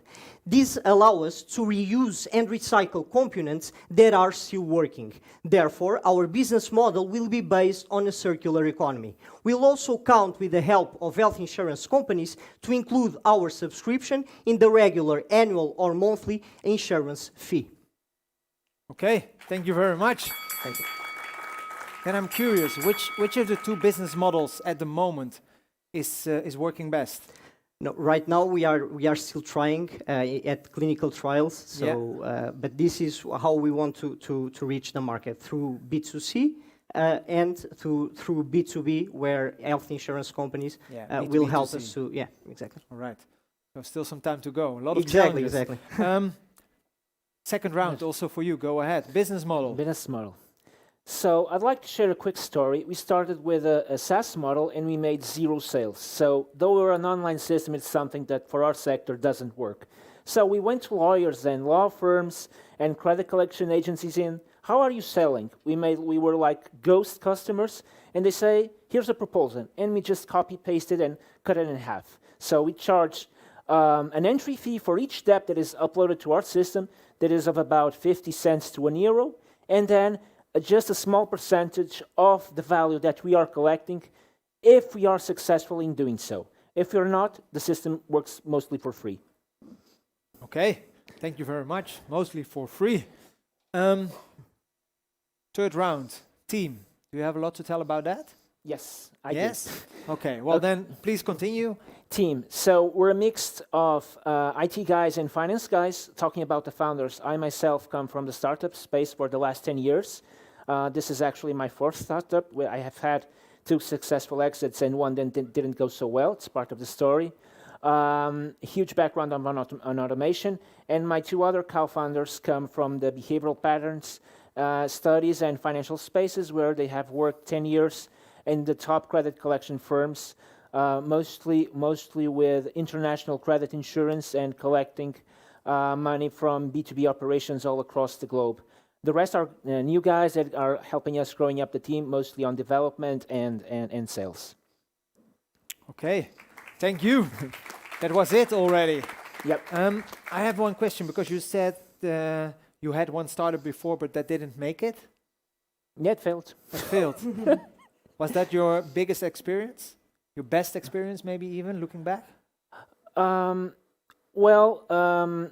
should maybe it's a thing where it's that balance between empowering your vision or accepting the others. In that case, I let things get too much of the opinion. I was really strongly convicted that a few things were going wrong, and I didn't enforce them. So I've learned that sometimes enforcing, not that in the end it gets done what you want, but at least putting your vision more on top of things if you have a clear, you're strongly convinced of something. Okay, thank you for sharing that lesson with us. Yeah, good, because we shouldn't underestimate that most startups in the end don't make it. So a lot of them fail. Failure is part of growing, I would say. Tell us about your team, Francisco. Let's go. How is it going at Gluma? Yeah. Our go-to-market strategy is clear. We want the support of medical doctors. And that's why we are proud to have in our team oncologists, surgeons, gynecologists, and a key opinion leader. Dr. Rogelio Luna is the president of Spanish Association of Breast Surgeons and is also our medical advisor. And these all medical doctors have helped us a lot in our product development. Besides this, I'm Francisco. I'm a Gluma's co-founder and a biomedical engineer, so I have the technical expertise to do this. Frederico, the other co-founder, joined me with his knowledge in management and digital innovation. And we have 3 more teams. IT team with Guilherme, our CIO, and Tomás, our data engineer. Cecilia is the responsible for all the certifications and regulations, and she's supported by Instituto Pedro Nunes. And we also count with the support of 3D Ways and DC Factory in product development. Finally, we have 3 more amazing advisors with a lot of experience in science, business, and strategy. Wow. Exactly within that 1 minute. Yeah. Thank you very much for that last shout out, I would say. Then it's time, unfortunately, to vote again. So one of you will not make it to the next battle. I think we both went good. Yeah? Yeah. Good, shake hands. Do you have a question for him, maybe? Based on what you heard, or were you so into your own? Yeah, unfortunately, I was. I'm sorry. And the other way around? No, but it's really impressive. Anyway. Yeah. Do you have a question for him? Well, I do have some connections on the oncology sector. That's amazing. If I could share some of those contacts, some of the top surgeons on breast cancer in Porto. So thank you so much. We don't have any connections in Porto, so I can do those. So how great! Like this is not the first connection that is made on this stage today. So that's where it's all about in the end. So making the right connections between people. So time to vote. We still have 10 seconds, and then it's over. Just going here, the lady. What did you think of it? Of this battle? I think all the battles have been great, and when you're talking about saving lives and helping people with their stress, it's unbelievable what we are watching today. So thank you for that. Okay, great. Do you also have an advice maybe for the ones that still need to go in? Maybe things that they could do better, or things that you really liked from some of the startups? Well, it's really great to see the energy, I think, and it's contagious if you do it. So please get on with a lot of energy and positive outlook. That's good. So always a lot of energy. Thank you. Thanks for that. I think we have a winner. So who will it be? Red corner, blue corner. Drum rolls. The winner is Gluma. Congratulations. Thank you so much. Muito obrigado. Oh, sorry. Obrigado. Thanks. Thanks. Yeah, you can stay here. Sorry. You have to leave the stage, but please exchange the information. And then, that way, please. Then I'm asking Bill Tricks back to the stage. Yes, yes. I think we will have a lot of energy in this this final round here. Good, Francisco. Javad. Oh, sorry, Francisco. Javad. Yeah, seeing so many names here, guys. We have 2 more minutes each to tell about business models, to tell about technical details. Don't forget them. And what makes you unique, I would say, also. Maybe compared to competitors, which I haven't heard much about. Maybe I'm going to start with you, Gluma. Then you can get used to the stage again. Okay. 2 minutes, go ahead. Let's go. So, as I said before, this is just a complement. Our goal is to simplify the results of the breast self-exam. So, if our glove detects something, the app will send an alert and recommend women to schedule an appointment. In this way, we can take women to the doctor earlier, avoiding doubts as in Felipe's case. And the economical impact of the early stage detection of breast cancer is already proved. In IPO Lisboa, it is spent twice as much on late detected breast cancers compared to those that are detected at an early stage. And an American study shows that we can save about $1.5 billion with the early detection of breast cancer. However, and more important than the economical impact, is the psychosocial impact. It's the aggressive treatments and mutilating surgeries that can be avoided, and the lives that we can save when we act at the right time. So, of course, we have competition, but with different technologies which have many limitations. Our technology with piezoelectric sensors, it can detect every abnormality in all types of breasts, and our solution is the one that best simplifies results. And yes, our technology works. We finished our proof of concept at CUF Descobertas in April, where we tested our device in 40 women, real patients. And our sensors got the diagnosis right in 90% of the time. Right now, we are doing the second part of our study, where we are including 500 patients, and we already have the right partners, 6 hospitals in Portugal, to reach this number. It's with this large amount of medical data that we can improve our algorithm and reach the market with the best medical products. At Gluma, we cannot stop breast cancer, but we can help women stop dying from it. Thank you very much. Wow, great. Mafalda, that was the energy that you were looking for, right? Huh? Yeah, I see that. Okay. But I saw he had a lot of energy as well, like the previous round. So the floor is yours. 2 minutes. Tell us why to choose for you. Why Buildtrix? Why it is time? When you're thinking about the unicorn, building a company that has a global impact, what should the company has? What are the attributes that has? Why we are different from other companies? I think there are few things that we are much more better than competitors. First, we know the market. We've been in different European market countries, Switzerland, Italy, and Portugal. So the solution and technology is scalable. Could be scaled to the cold weather, could be scaled to the hot weather with a different regulation. And the second one is you should think about what would be the future. Everyone is talking about the energy prices. Now we should be energy efficient. There are 200 million smart meters implemented in Europe.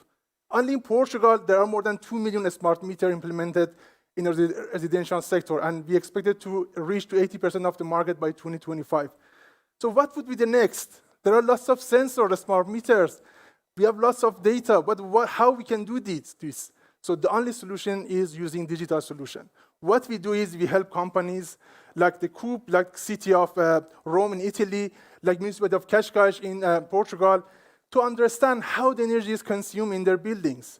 So why I have energy hike in my weekend, how I can do it. And the good thing is you don't need to install any more hardware. Using our software, you understand which devices is responsible for the peak. Imagine, if you have a very nice cake and you taste it, you don't know what is inside. If it is a bad taste, what is the result of bad taste? Imagine if there's a solution. You take a picture of the cake, and then from the picture, I tell you it has a 20 gram of sugar, 30 gram of butter. We do the same thing to the energy. We do the virtual disaggregation. From one smart meter that you have, we give you all the information about different appliances that you use. So how much is the energy my devices is used? Thank you. Great, lots of energy indeed, again. Okay, then it's time to vote in this third round about big data. Yeah, please take your mobile phone. I have a lot of questions actually for both of you, but you were mentioning Cascais. I think that's very close to Lisbon here. Can you maybe give a very concrete example of what you did there, and maybe also what were the impact for them when it comes to energy savings? So they have more than 160 buildings. It's schools, it's hotels, it's a different kind of offices. And they have meters that implemented by Portuguese national electricity. Its name is ADP. But the thing is, they have the sensors, they have the data, but they don't have the tool to understand how the energy is consumed. The first thing that you want to improve is to understand how the energy is consumed. So we built this platform on top of the data coming from smart meters, and then we provide recommendation and insight to them. So they can either to understand which device has a big problem in terms of consumption, so they can have a battery or photovoltaic system for having a renewable energy. And just one concrete example, what did they do or what did they change? So as a result, they reduced the energy consumption by 20% on the annual base, and it reduced 80% of the time for the people who manage these properties. Okay, thank you.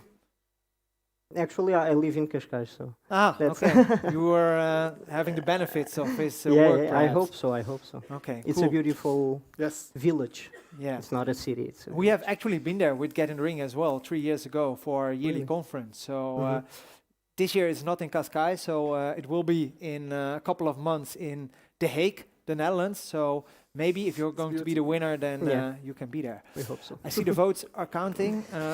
We still have to wait for a bit, but I'm more nervous now than to do a pitch. So yeah, why is that? Because the results are always something. Yeah, it's a pressure. Now it's out of your hands. Yeah, of course, So of it's course. up to the jury and to the audience to have it. I see we have a winner. So guys, who is the winner of this round of big data? Is it Buildtrix? Is it Gluma? It is Gluma. Congratulations. Congrats. And we'll see you back. Thank you. All right. Lots of energy there. Thanks, guys. Yeah, please leave the stage on that side. Oh. Also, you can go around, no problem. Last round is about automation and gamification. So that's the last one before we go to lunch. And I think we can all be a little bit hungry already. Yeah, so we're just going to continue right away. We have in the red corner, Crucial, Alternativo. And we have Neros in the blue corner. Please come to the stage. Thank you.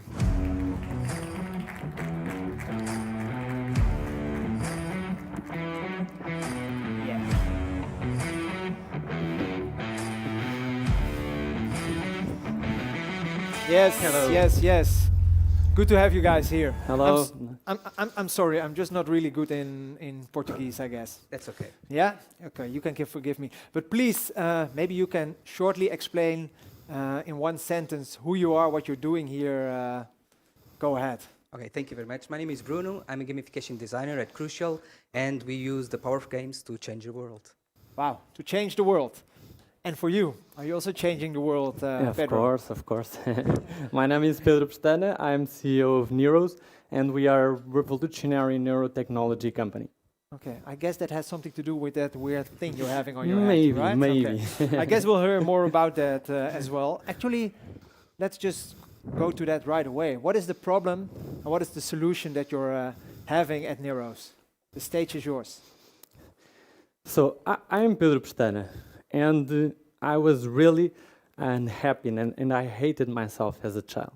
So when I was 13 years old, I promised myself that I will get better every single day of my life. So I understand that everything is about progress. And progress starts in the mind. You develop your mind, and that reflects in your career, in your happiness, in your health. So Neuros is quantifying the mental abilities, emotional developing with a mental training platform. We are developing our minds, our emotional control, our focus. So every time we put this device, we really electrical brain activity, we look at our screen and we need to push a spaceship up.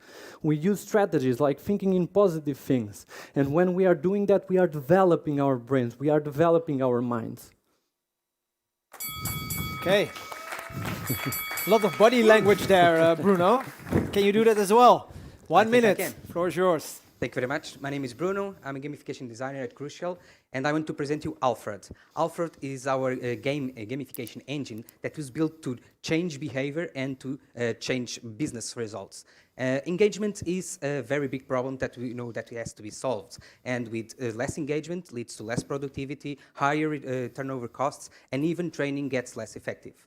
So Alfred, it's more than a gamification engine. It's a platform that can receive all the data from our clients and our users and can change their behavior through game mechanics and through engagement through the platform. We know that Alfred is ready to the next step to using AI and machine learning to help users to change their behavior through these game mechanics throughout the whole period of time. All right. Good within 1 minute.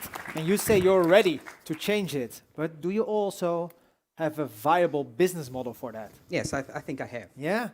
Tell us about it. Okay, so our business model, it's mainly two options. We are a B2B company, so we have a B2B standard where we have game mechanics ready to set up. It's easier and faster setup. And also, we have a B2B tailor-made where you do projects and we can do the first analysis work. We can change design and even visuals and even technological configurations. We have a setup fee. We work as software as a service. Our revenue comes from these setups, ongoing support, and maybe some visual customizations that the client might need. We already have a lot of big clients. We are bootstrapped from beginning, and we already achieved more than 1 million sales. And we do this with no marketing because every client that we have is mouth to mouth, and it's because we have successful case studies. All right. 1 million already in revenues. Yeah, more than. Margin? More than. More than. Yeah. Are you also making a little bit of margin on it? Of course. Yeah? That's why we believe that we can continue this progress. Okay. Is it good for an investor to step in already? Yes, we are ready to get investors because we want to go to new markets. Okay, let's see more about that. It's your turn to tell us about your business model. Go ahead, Pedro. Tell us, Neuros.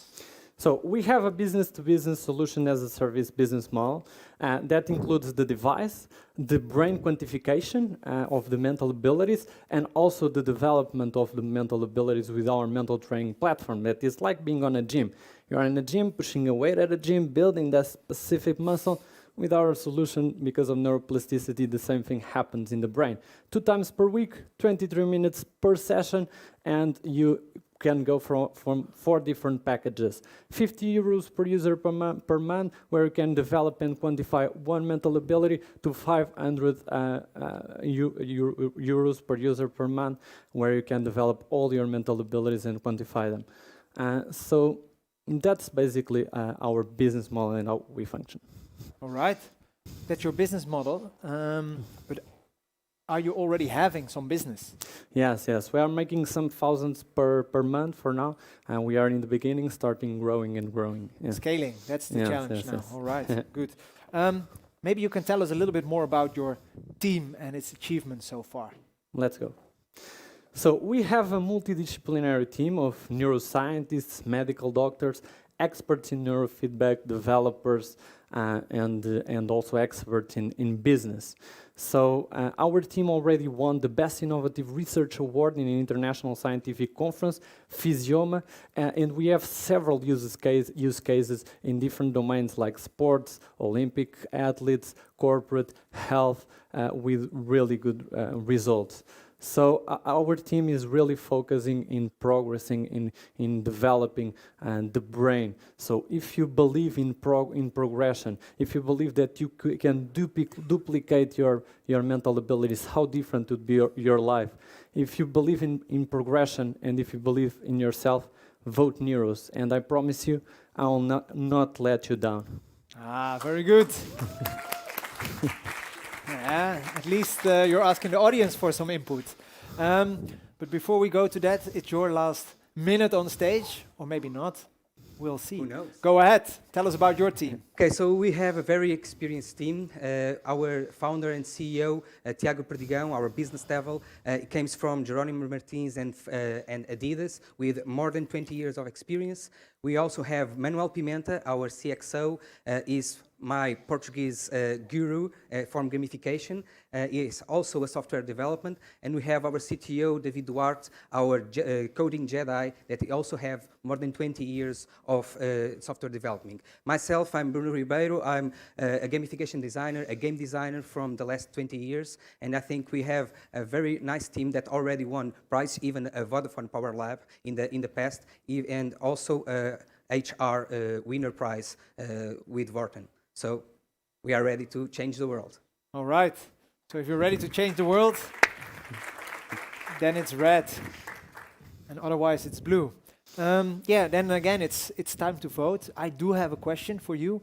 I was thinking, what would be your ideal client? Ideal client. We are working with athletes, elite athletes for now. Yeah. We have also corporate, etc. But we work with those clients because we are able to develop their performance, their mental abilities, and they increase a lot their value. Okay. I'm playing tennis myself. I see some tennis players sometimes on court going totally nuts. Yeah, is that a good one for your solution? Amazing. Okay. Yeah, So Kyrios, are you listening? Then maybe it's time for you. Okay. And for you, what is your ideal client?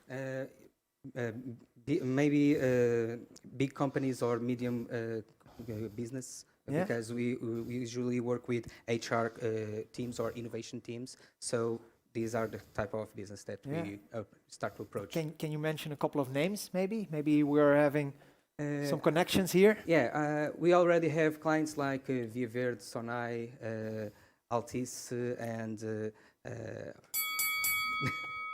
another ones. And you're just looking for a lot more, right? No, we are looking for going out of Portugal now. Good. It's the next step. What would be the next market? We are going for UK now. UK. We think it's the next step. Why? We already have people there that are going to help us to do our marketing and our sales. Good. Okay, that makes it easier, obviously. So I know the voting is closed. So yeah, curious. What do you think? Really curious.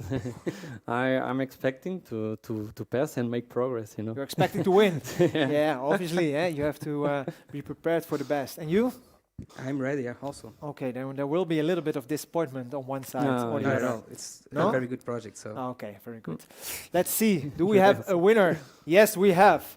Let's see. The winner of this round. Is it red corner? Is it blue corner? It is Heroes. Congratulations. Well done. Thank you. Thank you very much. We'll see you back. See you. All right. That was blue corner. I think so far we had more red corners than blue corners, but I don't know if that means anything. You think so, jury? Red corner better or doesn't really matter? Okay. Okay, we'll see. In this last and final round of the pre-rounds, Deep Neuronic and Contents, please come to the stage.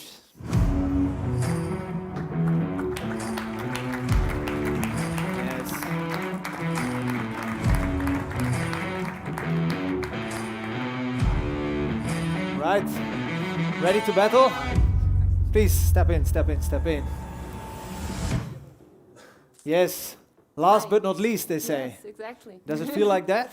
Yes, well, for me it's quite a last-minute representation because the co-founder that was coming could not make it. So yes, okay. I'm You're ready. Didn't have much time Sarah. to. Yes. Okay, well, maybe then we'll start with your introduction first. Okay. Do you also, are you also the stand-in or not? I'm a what? No, I mean, she had to stand in for her colleague. No, but, I'm no? prepared. You're the real I'm one. the one, yeah. Oh, okay. Sarah, tell us in one sentence, what is deep neuronic about? So deep neuronic reads and detects behaviors on CCTV cameras through machine learning algorithms. That's it in a nutshell. In Content.com, we've developed an AI platform that helps people create more content and in a more efficient way. Okay, curious about that. Maybe you can then start with telling us a little bit about what is the solution that you're having and what is the problem that you're solving. Go ahead, the floor is yours. Content is king, and there's no doubt about it. But how many of you have struggled with content creation? Nowadays, creating relevant and performing content is really hard, and companies often lack resources, time, and tools to deliver. The results, on the one hand, teams have to deal with too much work and fewer opportunities to dedicate themselves to more ambitious and strategic projects. On the other hand, companies often face an endless research for the right partners to support their teams in content creation. That's why we've developed a cutting-edge solution based on artificial intelligence to help businesses create more content in less time.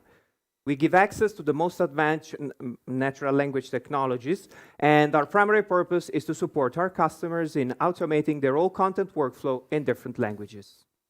Okay, thank you very much for that first introduction. Yeah, then it's not going to be easy, right, as a stand-in? No, well, but I'll do my best. But I'm pretty sure you know it by heart, what you want to tell. So don't look too much at the Okay. paper. Try to only use it as a supporting I'll have a tool. backup, Go ahead, exactly. 1 minute for you, Sarah.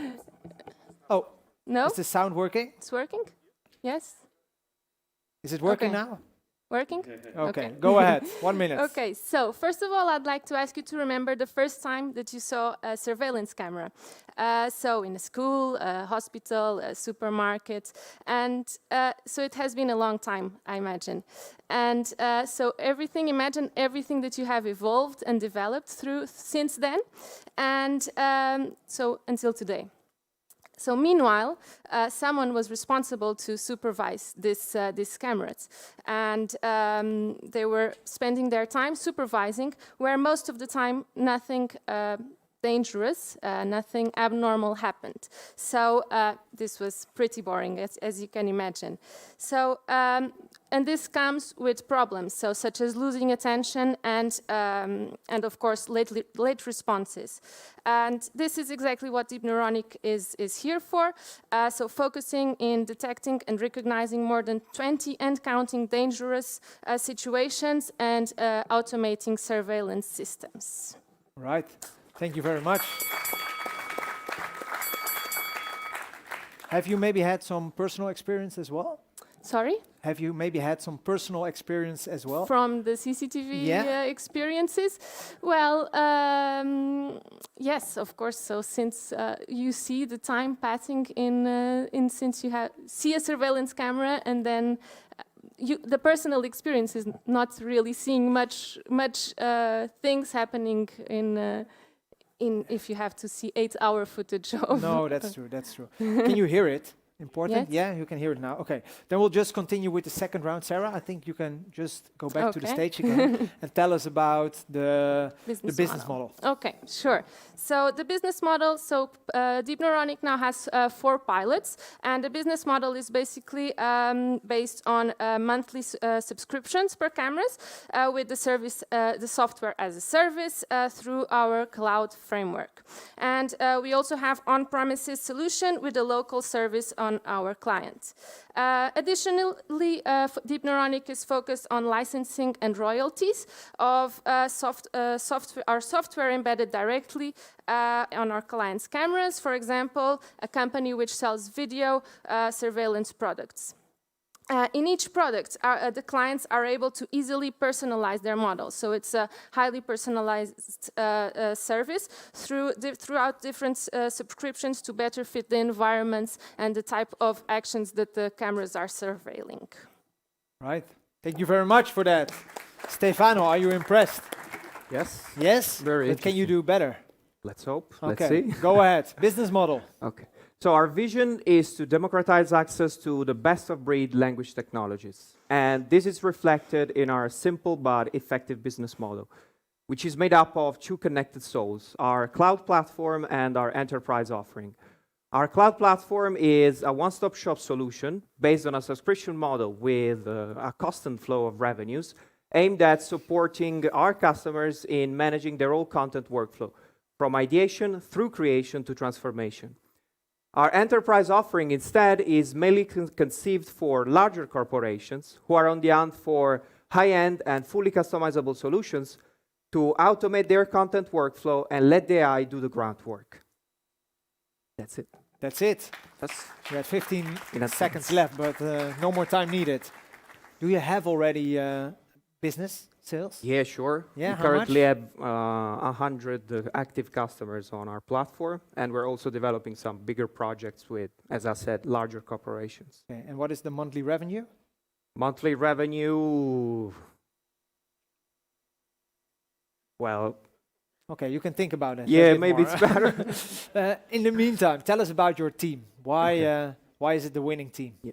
So Contest.com was born in March 2021, and in about a year, we've achieved some extraordinary results. We raised $6 million in investments. We created more than 100,000 texts per month for our customers, and we've expanded our company worldwide with offices in Italy, Spain, and the US. How has this been possible? Well, there's no secret formula. Through the daily efforts of 60 enthusiast and smart people from more than 5 countries all over the world. Passion, energy, and innovation are some of the mantras that guide us and the key people of our company. Massimiliano Squillace, our Chief Executive Officer, 5-time exited founder and serial entrepreneur.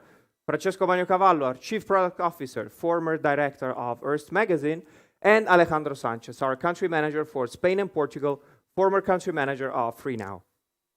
Okay, some impressive names, if I hear that. Yeah. Yes, applause. Thank you, thank you. Sarah, it's Yes. your team to talk about the team, but I will. don't be too hard on your co-founder who didn't show Okay, up. okay, Yeah? okay. I'll try. Okay, go ahead. 1 minute. Okay, so this project, Deep Neuronic, is possible due to the excellent team. So the team is made of machine learning and software engineers with great elements, with from masters to PhDs. And the co-founders also have a great experience and background in research and on computer vision and visual surveillance. And the team is also backed up with by a strong and experienced managing team with former directors from Microsoft, Oracle, and others. And yes, so the team is based in Covelin and also some team in Lisbon.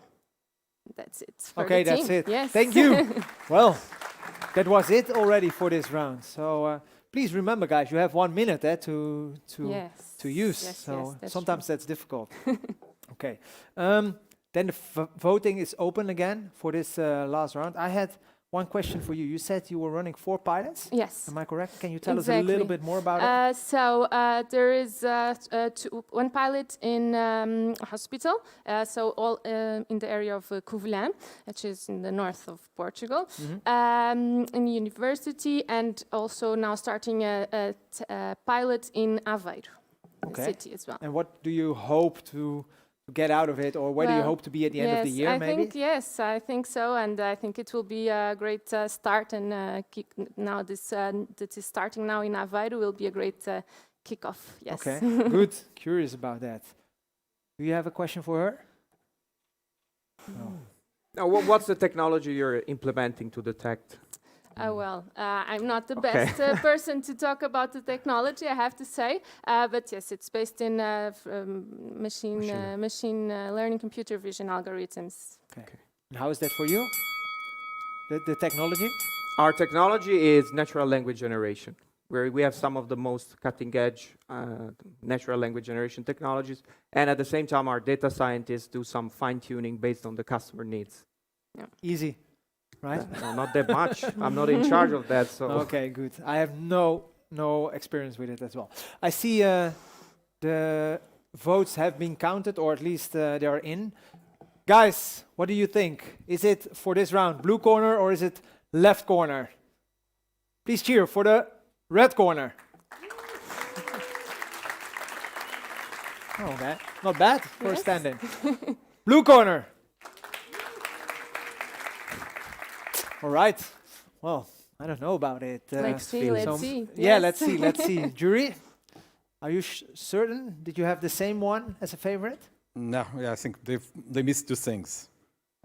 You need to explain privacy, what happens with privacy, and you need to explain what language do you work on. Okay. Yeah, we will have to keep that for the next round. So, but keep that in mind, guys, because the count of the votes have been counted, and we're just going. Please come here, forward. It's not an easy moment. Who's the winner of this round? Please cheer. And it is content. Congratulations. Yeah, you can stay here. Okay. Thank you, Thank Sarah. you. Good luck. Okay, blue corner. So then, Pedro from Neros, can you come back? I have to see, because last time you were also in the blue corner. So blue corner is doing a comeback. Yes, please take your stage here. Hi. Do you remember Yeah, sure. what he said? Yes. Yes? Increasing the ability of athletes. Okay, can you do something? Yeah, no, not him, but... Oh, okay, Me. the question, sorry. Okay. But it's also good that you listen to him, I Okay. have to say. Yeah, do you know the question? Right now we are supporting mainly Italian, English, French, and the Spanish. However, if we're talking about artificial intelligence only, there's no limits. We can create content in every language. Okay. You have 2 more minutes to come to the stage and to tell us why should we vote for you. Okay. So, our solution is characterized by a unique approach to content creation. We blend language technologies with the contribution of expert copywriters. And this is possible through our integrated, automated, and based on the human-in-the-loop approach solutions. Integrated because in each service we offer, we're always implementing our language technologies. Automated because our data-driven tools can speed up daily time-consuming tasks. And last but not least, based on the human-in-the-loop approach, because our language technologies are always coupled with the contribution of humans. So what makes us different from the competition? Essentially, a hybrid approach to content creation, mainly because our competitors have decided to adopt an AI-only approach or exclusively rely on human copywriters, while we believe that the best recipe is in the middle, a hybrid approach. But that's not all. We've also created a one-stop shop gate to support our customers in the 3 phases of content creation: ideation, creation, and transformation. Why should you choose Contents.com? Well, I'll give you 3 reasons for that. First of all, our solutions are scalable, and this means that we can help our customers increase their content output without compromising quality or growing headcount. Secondly, we adopt a collaborative intelligence approach because our language technologies are coupled with human creativity. And we also share a data-driven creativity approach, which results in the fact that each piece of content we create is always fueled by data, because artificial intelligence takes care of the groundwork, whereas human creativity goes to the more strategic sides. All right. Thank you very much. So that's a little bit the best of both worlds, right? Yes, exactly. Okay. Then last of this whole morning program, maybe remember us again in one word, what was Neros about? A mental quantification and developing your mental abilities platform. And now you have 2 more minutes to tell us why you have to win from this guy here on the Let's left. go. Yeah, good luck. So Neros is the only quantitative, direct, and non-invasive way for you to develop your mental abilities in the world. We do this in a unique way because we are integrating different domains of science, okay? We integrate EEG, electroencephalography, by reading electrical brain activity. We integrate psychology. We integrate machine learning and AI. We integrate gamification, what we are talking about in this round, correct? So we have a mental training platform that it is a game. You are seated looking at this game.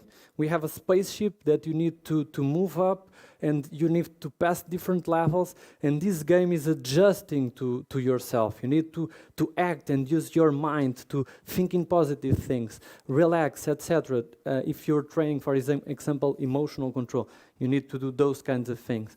So you are pushing the spaceship up, and this is a symbiosis between the platform and the human mind. The human mind is trying to adapt and readjust itself to try to understand how to activate that particular region of the brain, and in the same time, the platform is learning what the human mind needs, what kind of feedback, what kind of music the human mind needs to get better, better, and better.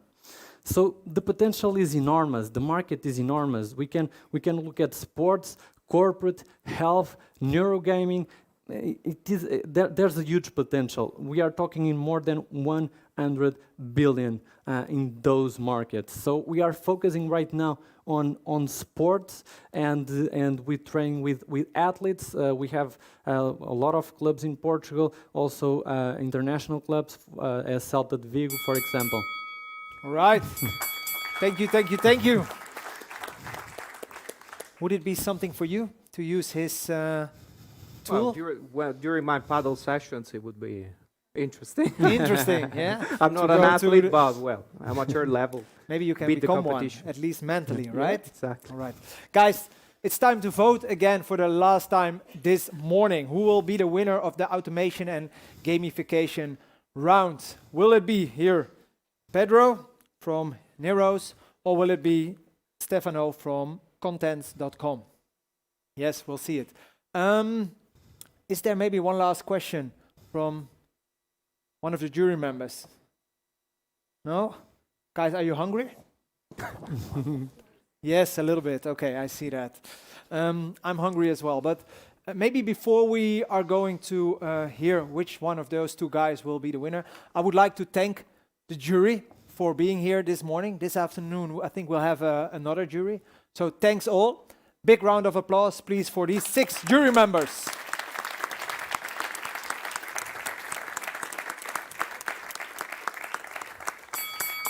Yes, the votes, yes, votes are in. So maybe just a small summary of this morning.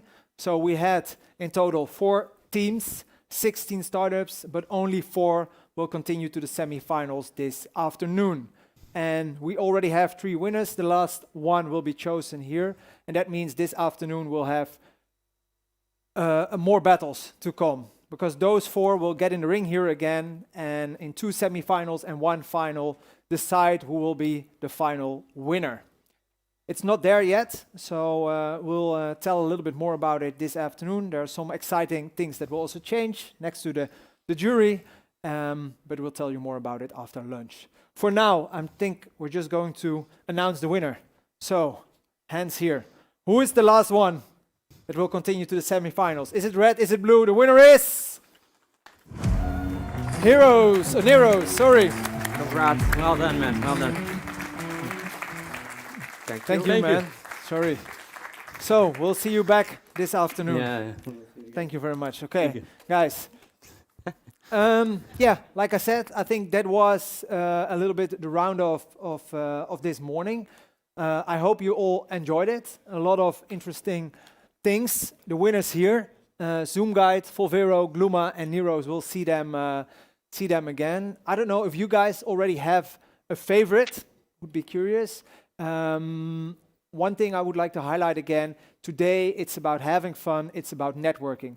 So please, if you have seen a startup that you think you can help, reach out to them, and even reach out to the people from BGI if you're not able to find it. Exchange information, because it's very important that we help those startups to scale. We want to do that as Get in the Ring. I think Vodafone wants to do it. I think everybody here wants to do that. So let's make sure we do that. Then I'm just looking ahead. Is there anything I'm forgetting? No? We can just continue for lunch. Thank you very much, and see you back. Bye-bye.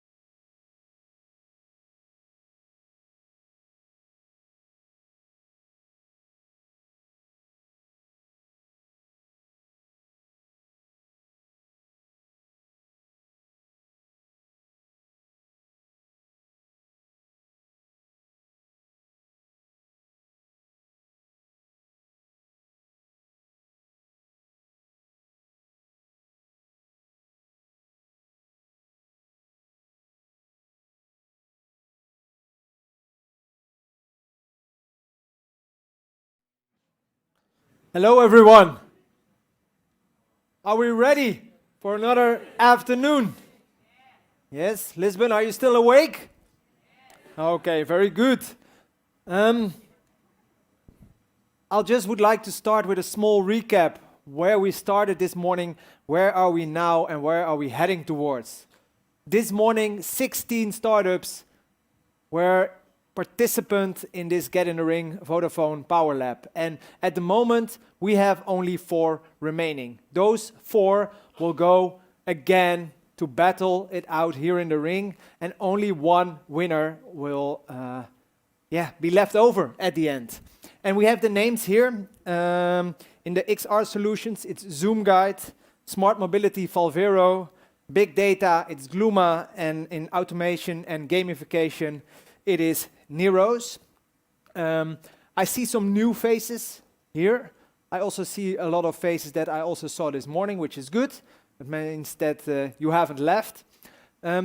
Maybe raise your hand if you're new here this afternoon. Oh, quite a lot. Okay, that's a good thing, because the concept of this first semi-final that we will go into a bit is the same as this morning. So that means we will have 3 rounds: 1 problem solution, 2 business model, 3 team, and after that we will try to pick 2 winners of the semi-finals. And I say we, but actually it's not me, it is the jury and it is the audience that will do that. Then we'll go to a final last round. And that will be a little bit different, because that is about a 4th round. You can see it here behind me. And I want to know, why is the solution of your startup the best that there is? And why should you be picked the winner? So I'm also looking for a little bit of creativity, freestyle, as you want to say it. Make that knockout punch to the other component and convince the jury that you have to go to the global finals of Get in the Ring, that you win 20K, that you win, I think, a lot of support from Vodafone Power Lab, and all the other things that you will get. Being famous, being on LinkedIn, etc., etc.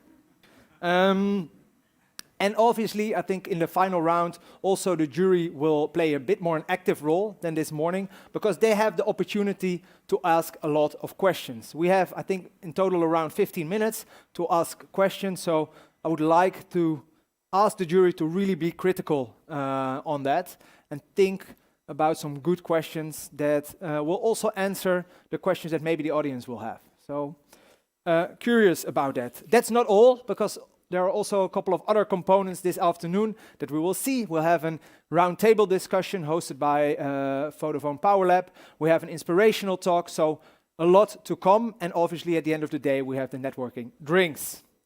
So guys, are you ready? Are you ready? Okay, then before we continue, yes, I need a jury again. It's a different one from compared to this morning. And I'm going to announce them all here. First one, and please come to my right, is Frederick Hanel, Director of Business Creation at EIT Urban Mobility. Good afternoon. Yes, some applause. Please have a seat. Then the next one, Gonzalo Amorin, CEO of BGI. Good to have you here. Yes, the host of today. Then Ines Valadas, Consumer Business Unit Director at Vodafone. Good to have you here as well. Dressed in the right color, I see. Yes, very good. And then, this is a difficult name, but I will try to do it right. Margarida Figueiredo. Yes, oh, sorry. Please, you can teach me how I should do it different. Welcome. So, 2 men, 2 ladies. That's a good team, I would say. What I said also this morning, there was the public that could vote. Well, we have the same during the semifinals. So for the ones that weren't there, just going to tell you, you have to go to the website that will be on there later, and you can vote which of the 2 is your preferred winner of the battle. And if the jury, there are 4 people, if they vote 2-2, then you will have this decisive vote as an audience, the total. So that's all. So then I think without further ado, we can start. So let's play some music. And for the first final, I'm going to ask Zoom Guide and Neros to the stage.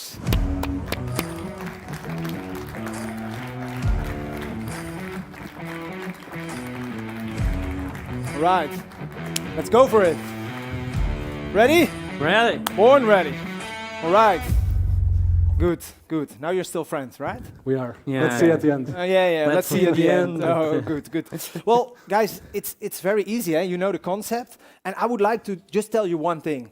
We have a big audience, and we want everybody here around to know about your solution. That includes the jury. So use it. Use all the space there is. Are you ready for it, Pedro? I'm ready. Okay, but I'm just going to let this guy go first. Alfonso, 1 minute for you first. Solution and problem. Go ahead. Zoom Guide is like Shazam for what you're seeing. Museums, cultural sites, and cities are full of hidden stories. However, accessing these stories is difficult and in outdated formats. There are solutions in the market, but this can cost upwards of 100,000 euros, making them unaffordable to many organizations. With Zoom Guide, you can use your smartphone camera to recognize the space and objects around you and instantly receive curated stories in various multimedia formats, from audio and video to augmented reality experiences. People are tired of downloading apps. That's why Zoom Guide is fully built using web technologies, allowing for a mobile-like user experience without ever installing an app. Great apps require great content, but producing content is expensive. We don't do it. What we do is to develop the best content development system for our partners, giving them the tools to create and manage experiences 100 times faster and cheaper than conventional methods, as well as advanced analytics so they can better understand what their audiences want. Thank you. Well, that's a good start again, huh? But I didn't expect anything less based on your previous round. So, yeah, it's up to you to improve and to show what you got. Go ahead, 1 minute. Hello, I'm Pedro Pestana, and I hated myself as a child. When I was 13 years old, I promised myself that I will get better every single day of my life. So I understood that progression is essential. And progression starts in your mind. You develop your mind, and that reflects in your career, in your marriage, in your happiness. So Neros is developing mental abilities. And we are quantifying also mental abilities by reading electrical brain activity. And we have a mental training platform where athletes and people are seated in front of a computer trying to use strategies like thinking in positive things, activating a particular region of the brain to push a spaceship up just with their minds. Every time they do that, they are developing that specific region of the brain. Thank you. I heard a couple of things that were the same as this morning. I think also a couple of new things. So that's great. Second round. Now it's about your business model, huh? Because in the end, it's all about making some money to survive. Just go ahead again. Let's go. Accessibility is a key point in our mission. This includes financial accessibility so that as many organizations as possible have access to state-of-the-art technologies like AR and AI to use for their businesses. With this in mind, we designed our business model as software as a service or commissions. In software as a service, we charge an annual license to our professional users, such as museums and municipalities, to use our content development system and publish experiences through the app. Alternatively, these professional users can choose to sell the Zoom Guide experience directly to their customers, with the revenue generated being split between Zoom Guide and the professional user. This B2B2C model effectively allows professional users to generate revenue through Zoom Guide without any upfront investment. Thanks to the scalability of our solution, and depending on what customers want, we can either offer extremely competitive licensing costs or no costs at all, putting us in a very good position to take a significant chunk of a global market valued at 2,300 million euros. What was the last sentence you were saying? Euros. 2,300 million euros. Okay, that's a lot. That's a lot. And how much money are you making at the moment? We did 40K since the beginning of the year, and we have a pipeline for over 100K. But we'll speak more about that on the next round, Yeah, I'm just if we have the curious. chance. Yeah, you need to make some money. Yeah, and you need to have the chance. Okay, it's up to you. Okay. Go ahead, Neuros. So we have a business-to-business solution as a service, a business model, where it is included in the service the device, the quantification of your mental abilities, like your emotional control, your concentration, etc., and also the mental training platform. With the mental training platform, you need to practice 2 times per week, 23 minutes per session, because every time you are doing that, you are developing that patterns in your brain and developing your mental abilities. So we have 4 different packages from 50 euros to 500 euros. We start with developing 1 mental ability and quantifying that mental ability, and to developing all the mental abilities that we have access and quantifying them also. In terms of the market, we are present in sports, corporate, health also. It is huge, more than 100 billion in terms of market, and we are focused on sports. Focus on sports, but a lot of other markets that offer you the potential. Well, that's great. I think, you can just stay here, because I want to hear everything about your team and why your team is the best. Let's go. Go ahead. So in terms of our team, we have a multidisciplinary team of neuroscientists, medical doctors, psychologists, developers, and also passion, a lot of passion for performance. We already won the Best Innovative Research Award in the International Scientific Conference, Physioma, and we have several use cases in sports with Olympic athletes, in corporate, in health, that show our results, and our clients also show them. So if you believe that you can duplicate your mental abilities, imagine how would be your life with the double concentration, double emotional control. So if you believe in progression, if you believe in yourself, vote in Neuros, and I promise we will not let you down. All right. Thank you there. Thank you. We will not let you down. Will you also not let us down? Let's see. No? Will you not let your teammates down? Oh, definitely not. Okay, let's try it. 1 minute for you. The team behind Zoom Guide is cross-functional with competencies in areas of product development, engineering, domain knowledge in the cultural sector, and marketing, with previous experiencing launching projects in Portugal, Canada, and in the USA. We've surrounded ourselves with people and organizations capable of helping us reach our goals faster, such as the Aveiro University Incubator, Nova School of Business Incubator, and Startup Lisboa, effectively extending our network and facilitating collaborations within universities for technology advancement projects. In the short lifespan of Zoom Guide, less than 1 year, and without any external investment, we've already achieved several milestones. We have a product that is loved by its customers, validated in several pilot projects, that is now fully commercially available. We won 5 national and international awards, including we were recognized as the best digital solution for culture and tourism by the World Summit Awards among projects from over 180 countries. And we have a growing business with 40,000 euros in revenue since the beginning of the year and an open pipeline for over 100,000. Ah, there it is. There it is. I was waiting for it again. Well, what did you think? Let's see the results right now. Okay, yeah, well, I think we first go to the voting. So also for the new people, look at the website. You have 1 minute now to cast your votes, and we will use that to announce the winner. Yeah, I have a lot of questions. I'm curious if the jury is busy with other things. Is there a question here from anyone? Nobody? Yes, go ahead. Ah, that's a nice one. Okay. What is your passion? So my passion is to dig into customers' problems and to solve them with modern technology. Really understand what are their pains and trying to find clever solutions to solve them. Okay. And why is that? Why is that your passion? I don't know. I'm born that way. You were just born that way. Yeah. You cannot do that. Anything about that. And for you, what is your passion? Yeah, I already talked a bit about it, but it's really progression, getting better, understand how I can develop. And And this is not in terms of career, but also in terms, you can develop yourself in terms of happiness. How can you be more happy tomorrow than today? So my life is focused on that, yeah. Yeah, I was actually intrigued because you said from when I was 13 years old, every day, I wanted to get better. Yes, yes. To be Because, honest, are you really getting better every day, or do you sometimes have a small hiccup? You know that the progression is like you increase a lot, you decrease, you increase more, you decrease, you increase more.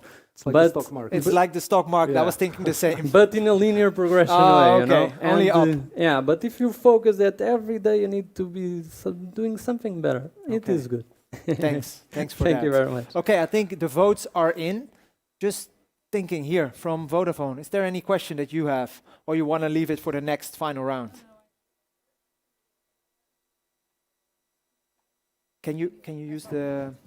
So congrats for the presentations, and the question for both of you is, what is your potential in terms of future revenues? Do you have any idea how far your concepts can go both nationally and internationally? Yeah. Yes. I don't want to dive too deep in this because we also have the last round, but maybe in 2 sentences. Can you say something about this? Yeah, so we are projecting almost 30 million in 5 years, and working mainly in sports, but also in corporate and health and neurogaming. Okay. But more focused in the beginning in sports. Quite some ambition. And for you? So without any external financing, we are forecasting 700K in the next 2 years. If we go the route of obtaining external financing, then the numbers get quite bigger, even though the margin will decrease significantly because we'll explore one strategy to really skyrocket our growth from that financing. Which one would have your would be your preferred direction? I prefer going big.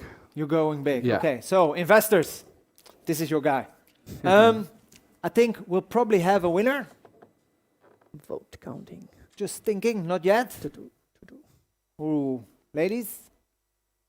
Sorry. Almost there.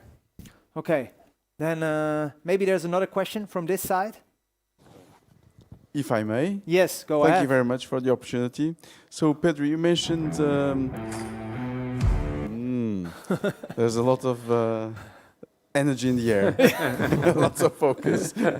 You mentioned results on your focus algorithm. Can you comment on efficacy of real cases where you've been working on sports, perhaps? Yeah, so in terms of emotional control, we are duplicating the emotional control, measuring in the brain. In terms of anxiety, we reduce it in 1 month 15%, just in 1 month. In terms of decision-making progress, we increase in more than 20% how you can decide faster in the field. And we measure, for example, in soccer, in the pitch, in the field, their practice about dribbling, passing, shooting, they increase their performance in more than 4%. We are talking about elite athletes, so that is good. Okay. Thank you, Gonçalo. You would almost think that you could be the next Cristiano Ronaldo, right? I may change career. Yeah, yes. yeah, it might. I see we have a winner. Guys, let's come to the middle of the stage. I know this is not the best moment for... You don't like put your hands yeah. I'll do it. Guys, okay, let's go. The winner of this first round is... Zoom Guide. Hey, thank you. Give him a big round of applause. Thank you. Congratulations. Too bad. Congratulations. Okay, we'll see you back in a bit. Yeah. First, we're going to continue with the second semifinals. Thank you, guys. Thank you, jury. Thank you, audience, for this first round. We will just continue. For this second semifinal, I have 2 great startups. One, Valvero in the red corner, and Gluma, Francisco, you're in the blue. Yes, please.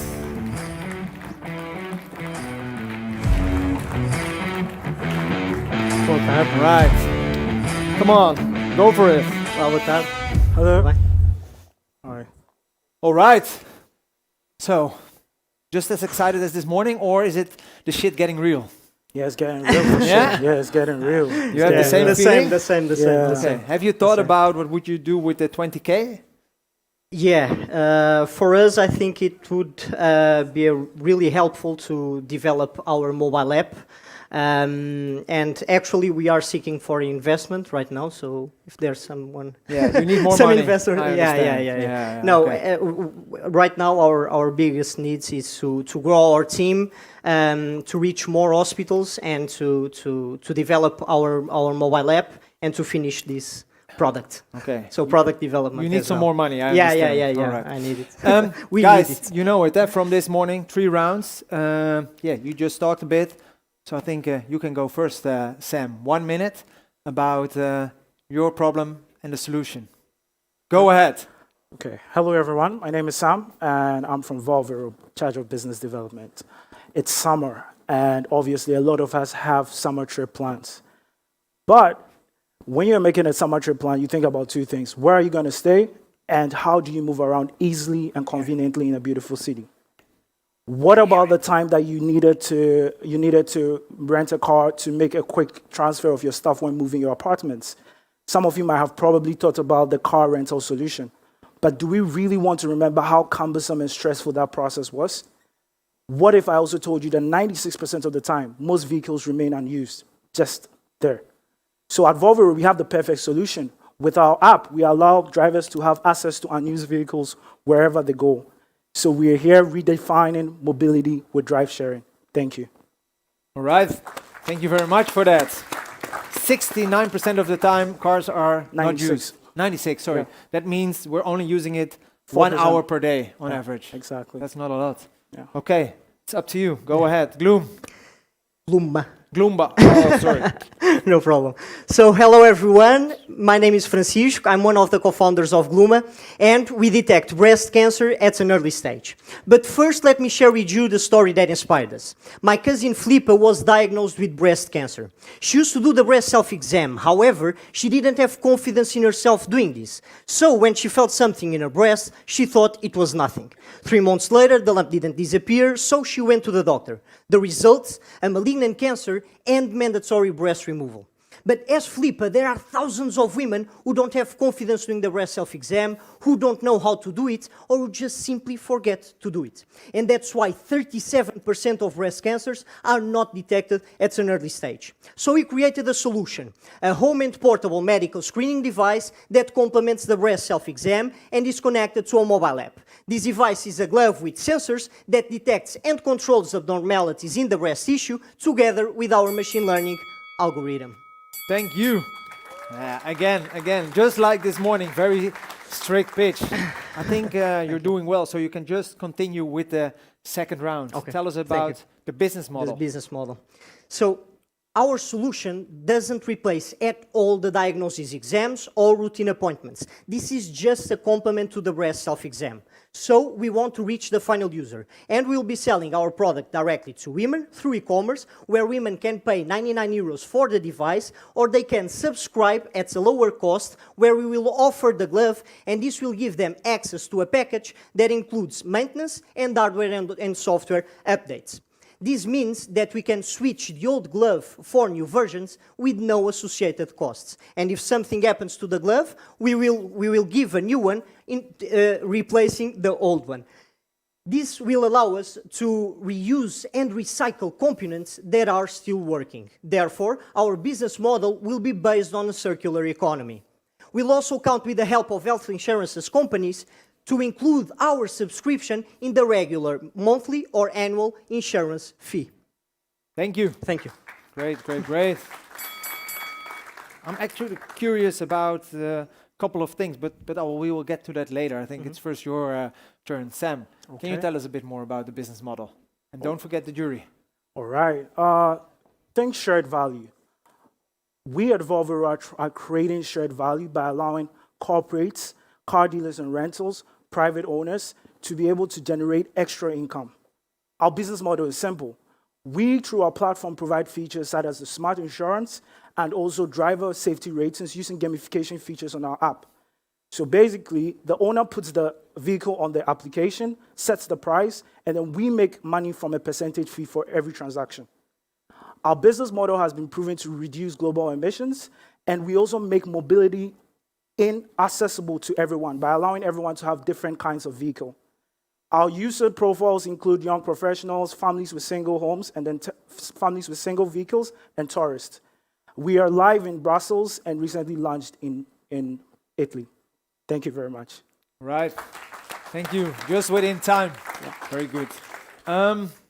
Yeah, that's were the first 2 rounds. So this might be your last round here on stage. Yeah. I hope not. You hope not. You, what do you think? You also don't hope so. No. Who wants to start, guys, with this last and final round? You can go first. Yeah. All right. Okay, Sam. Final round about the team. Go All ahead. All right. At Volvero, we are a very multicultural and multidisciplinary team. We have a team of 12 people with 9 nationalities. Myself, I'm from Ghana. I moved to Italy 4 years ago, and I've been working with the team for over a year now. Our founders are, we have 4 co-founders. We have Marco, who's our CEO. He studied entrepreneurship in the Silicon Valley for a year, so he's in charge of numbers and team management. Then we have our technology, which is managed by our CTO from Ukraine, Olga. She has previous experiences in mobility. Then we have Coyote, who's our CEO, who has senior level project management experiences with Danone and Amazon. So we are really a multidisciplinary team. We are part of the BGI Accelerator program last year and also part of the Casa dos Impactos. We aim to expand in Lisbon this year. And for us, we just want you to join Volvero as we make mobility great again. Thank you. Thank you. Thank you very much. Well, that was a good last sentence, I would say. Yeah, then it's your moment to shine. One last time. Go ahead. So our go-to-market strategy is clear. We want the support of medical doctors. And that's why we are proud to have in our medical community oncologists, surgeons, and gynecologists, and a key opinion leader. Dr. Rogelio Luna is the president of Spanish Association of Breast Surgeons and is also our medical advisor. And these all medical doctors have contributed a lot to the development of our product. Besides this, my name is Francisco, as I said before, and I'm a biomedical engineer, Guma's co-founder, so I have the technical expertise to do this. Frederico joined me with his knowledge in management and digital innovation, and we have 3 more teams. The IT team with Guilherme, our CIO, and Tomás, our data engineer. We have Cecilia, that is responsible for all the certifications and regulations, and she's supported by Instituto Pedro Nunes. And we also have the support of 3D Ways and DC Factory on product development. Finally, we have 3 amazing advisors in business, science, and strategy. Thank you very much. Right. Just within time. Thank you very much. Well, guys, then now again, it's the time to vote between Volvero in the red corner and Gluma in the blue corner. And it was. I just would like to feel a little bit who's having the preference here. Blue corner, please shout when you're in favor of them. 1, 2, 3. All right. Red corner. Okay, once again, red corner. Blue corner. Okay, we'll see what that comes up. I was just curious, Francisco. I hear a lot of names in your team, but what makes your team now really unique? And are you still missing anyone? Yeah, I think right now we are looking for an engineer, like someone that can fill the place of a CTO. Not for now, but in the future he can see himself like a CTO, himself or herself. So I think that's the main problem in our team right now. But as I said, we count with the help of 3D Ways. They are a product development startup, so they are supporting us in the product development. All right. Like this hardware. Yeah. Thank you for that. The votes are in, so we have to wait a bit more before they are counted. So I have room for one last question to you, Sam. I think you said we are not using our vehicles enough, so you can do it more. What is the real impact that your startup and your solution can make to this world in, like, say, 5 years? I think for generating extra income, like we are all looking for ultra revenue streams of income. So basically with our business model, we are allowing people to own a car as an asset and generate money from it. Secondly, on the environmental impact, global emission is real. The mobility sector alone contributes over 23%. So we are using our model to take off some cars off the street, therefore reducing emissions. Yeah. Thank you. Thanks. And I would say even having less cars on the street all the time means less parking problems, Exactly. less space usage, more trees maybe in the city centers. Exactly. A lot of other things that can solve. Okay, I think we have a winner. Guys, please come to the front. There can only be one winner. And who is it in this battle? Will it be red corner? Will it be blue corner? Please show the solution. Gluma! Congratulations, blue corner. Congrats. You deserve it. Thank you. All right. Thank you. Thank you, everyone. Thank you. Okay, we will see you back in a bit, because before we go to the finals, we will have a round table. A round table that will be hosted by Vodafone Power Lab, and in this case, Fatima Cardoso. And it will be about the growth of technological innovation in general. So, please, Fatima, come to the stage and take it over with the jury members.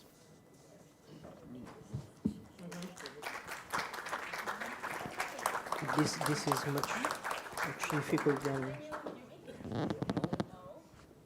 I would like to be heard. Thank you so much. Now I am. Hello, everyone again. So while our finalist startups prepare for the tremendous pitch, I hope you are all excited and making your bets on who is going to win. So it's time to learn a little bit about technological evolution with our panel of judges. So we are going just to understand how technological innovation has grown and what can we expect in the near future. So I'm going to start with you, Ines. So we know customer experience, it's one of the top priorities for any company. And it's a challenge nowadays, since the market is increasingly demanding better, greater experiences. Do you consider that using gamified strategies and perhaps automating some of the processes will play an essential piece on a company's plans? Okay, so hi everyone. Yes, the answer is yes, and somehow that's the reason why we selected together these topics for today's battles. So, but actually I think there are different things. So from one hand we have gamification, on the other hand we have the automation of processes that they can be part of one same solution or they can be different solutions. So I will break my answer in two parts. So starting with the gamification. I think it's a tough challenge for most companies. So it's quite a temptation to go for gamification and to want to have gaming strategies to have a higher engagement of the customers or the sales channels or the employees. But it's not obvious and it's not easy to find a solution that can be really engaging and exciting for the ones who are going to benefit from it. So the thing is, in my opinion, is that first think in the what, on the purpose and the objectives, the takeouts that we want to take, and then invest lots of time to think in the theoretical solution, and then after this, and when we are sure that we have a solution that can work, we can follow for the implementation. Because from our experience, actually in Vodafone, we have two great examples. One applied to the sales channels, which is the easiest one. It's easy to apply gamification strategies for the sales channels. But the other one, the most difficult, and in my opinion, our best example, and maybe one of the best examples of gamification in Portugal, which is Shake It for our youth brand, Yorn, which is, I would say, the #1 gamification app and solution for a commercial brand in Portugal. So we have lots of kids and teenagers playing it, and it's a solution that is there for more than 5 years, and that has a very well thought behind it, and it fills all the objectives of engaging with the brand, with our digital tools, and also very powerful in terms of rewarding customers. So I would say. It's a very good example, but it's not easily replicable. Sorry, in other industries or in other products. So I would say yes, it's the future, but it's not just because you want to have games or just because it's fashion to have gamification strategies. Secondly, for the automation of processes, I would say that it's quite obvious, and the answer is yes. So not for whole companies, but for different companies from insurance, technology, retail, telcos, healthcare. Of course, we have plenty of data, we have AI growing, we have powerful systems, and the most we can take from them in the purpose of our business, in the purpose of our customer experience, the better. We do have a bright future for emotions and for humanity, but of course there are things that the machines can do much better than we, specifically if we can take advantage of millions and millions and millions of interactions and learning from it. So yes, my advice would be go for it sooner than later. Great, great, great. Thank you, Ines. And you were talking about the future, and talking about the future, AR, VR, and XR technologies will also play an important role in the near future in the experience customers have. For instance, you can see how your house would look like before buying some of the products. And Gonçalo, in your opinion, how will this impact the way tech companies and startups develop their products and services? So that's an interesting question. We can have a go at it. So I was thinking there are some areas which is quite obvious. For instance, in the medical space, when we see Da Vinci operating a theater, opening up a body and not making as much mistakes and helping doctors solve solve problems and of course saving lives. So there are areas which are not so obvious. But generally, big data and assisted technology, VR technologies, I think will become very ubiquitous. Even using our glasses as we grow older and as we have our notes and making notes. And there's many areas where I think even driving a car, assisted decision-making assisted for improving accidents or reducing the rates of accidents. There's many areas we can think of where this is going to have an impact beyond the more common areas, day-to-day lives. Even in areas such as food, for instance, agriculture is an area that's very much forgotten, which is going to change quite a lot with these technologies and leveraging these technologies. So it's an interesting area to see what's going to first come out to the market. But I think we have always to look at the pains, but also the acquisition capability of the customers that are willing to pay for those solutions. So this binomial relationship between these two factors. So how much will it cost? Who's going to pay for it? And then, of course, are we really solving a problem or creating more problems? So it's always a question around technology. Let's not create more problems. Let's solve problems that people can afford to pay for. Yes, definitely. You were talking about some use cases that show us how will this impact not only our experiences as customers, but also our experiences as citizens. Since society is becoming increasingly digital, cities are becoming increasingly technological, and as we advance in this tech evolution, data is used also to make lots of decisions. So we are here talking about also of the big data in the themes of this contest. And here in Lisbon, Margarida, data is already considered to improve different processes, and if so, how? How does this happen? Hello. Good afternoon, everyone, and thank you for the invitation. This is a very interesting event in the battle. So I'm from City Council, Lisbon, the city, and yes, we already use a lot of big data and data in our projects, and it's support for the decisions of the new public policies and new public projects. We have a platform, an open data platform, that is everyone could use it, data from the city, from I don't know how many houses, the gardeners, the cars, the mobility things. It's open for the startups, the SMEs, the people can use that data. It's big data, not worked data. But it's for all the people use. And in the city council, our the most of our decisions are supported by data right now. It's very important, not only to our projects. It's not a vision that we want to be ambitious cities with a vision on economy and innovation and digitalization, but we are doing it with supporting of big data. So yes, Definitely. it's very important. Yes, and speaking about technology in the scope of cities and the scope of municipalities, that will municipalities further develop strategies to have more efficient urban mobility. This is something that we are also discussing today. Frederick, now up to you. Do you think that there is still a long way to go regarding technological development for an entirely sustainable and smart mobility plan? Well, actually, I'm going to be a bit controversial and say no.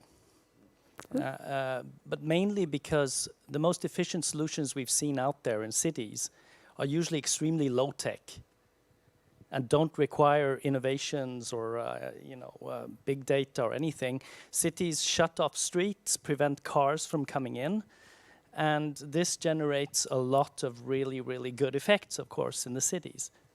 But walking around in Lisbon, you quite quickly understand that that cannot be sufficient, because obviously, you can't bicycle in Lisbon, or I don't have the stamina to bicycle in Lisbon.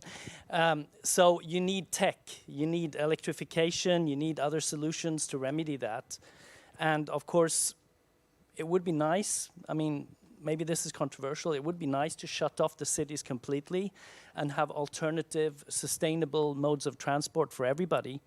But I think the main problem is within the commuting traffic, where in most cases we're lacking alternatives for the people who commute into the cities that are efficient and actually allow them to replace the car. And this is where I see a lot of the autonomous public transport, autonomous buses, these kind of solutions will actually become very successful. Great, thank you. Thank you, Frederick. And now, since we have still 10 minutes, I'm going to just make one quick question to all of you, just one sentence, just to finalize this quick and short round the ring. This is not around the table, this is around the ring. And maybe start with you, Margarida. If you have, we still have lots of startups here. If you have any tips on how to further develop their products and services in the scope of what we are here doing today, if you have any advice. Well, resilience and lots of work. And you can look for us in the city economy and innovation, because we give the city to do some test beds of some products and new, applications, new prototypes, mobility, new forms of light mobility or whatever. And so please don't give up. It's a lot of work, but the city are here to help you and help the city. So the startups, SMEs, corporates, everybody, please keep going the good work. Ines, do you have any message? Yeah. On my last answer, I would say I was saying that first. The what, then the how, and then for your last challenge, I would say first the who, then the what, which is for the startups that are starting now and for the journey that they have ahead of them. This is also true for the big corporations. The best and most important thing is to have the best people on the right seats, being internal employees or external advisors, or I don't know, some friends that you can have. In my opinion, the biggest asset that a company can have, it's the people, not only the quality and the purpose of the people, but also having the right people on the right seats. And that's, for me, the biggest value and the biggest advice I could give from my experience. Great, thank you, Ines. And now, Frederick. Yes. Honestly, I think the most important, from my perspective, is to get out there as quickly as possible and actually get customers to commit. And you can do this with a slide deck. You don't need a product. So the quicker you actually get out there and you get it tested or verified, the better. And I see a lot of startups that come with a great business model and they put down a huge amount of work in developing their tech. And basically, they never end up getting traction. So, and that is the value of the cities and the living labs where you get the opportunity to test it. Extremely early versions. But get out there as quickly as possible would be my advice. Great, thank you. Last but definitely not least, Gonçalo. Well, a lot has been said already. Yeah. Thank you very much. It's an interesting question. I think this draws on our individual experiences over the last 2 hours. Thinking on the last 10 years, what we have seen as startups and what startups we have supported, some of them unicorns. And when you ask the question, what makes a startup succeed, we have to think about the metrics. Mm-hmm. So how do we measure that success? Is it job creation? Is it impact? Is it sustainability aspects? Is it fundraising metrics?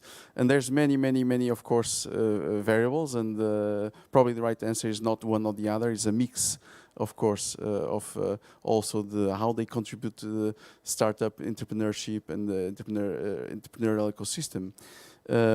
But one aspect that I'm very much in line with, Frederick mentioned it and was reflecting about it for many years, is what really matters at the end of the day is, of course, to find a market that you really can solve something which is quite differentiated and unique, and that makes you or gives you a sustainable development strategy. So not something which is, okay, I found product market fit, but then somebody else can come and grab it. So you have to think about making this in a repeated form. And in order to be able to do it, you have to do it in a different form. So developing these iterations, even in BGI, we try to do this. We try to work very closely with our customers to find what is they're looking for, so that we can do something different that is difficult to emulate. So this long-term differentiation, I think, is what sometimes startups lack, even when they find this product market fit. Not easy to be done, but constantly trying to reinvent themselves and not just, okay, I raised 10 million or I raised 50 million, now I'm a unicorn, I can, of course, burn a lot of cash. And then when I always ask entrepreneurs, when you raise funds, whether it's 5 or 10 or 20, how will you spend your money? And when imagine that those funds will evaporate in 2 or 3 years' time, what would you have done differently? So that's the questions that I'm asking myself a lot when we deal with entrepreneurs. Those are the tough questions to answer. Definitely tough questions to answer. And this was a short discussion.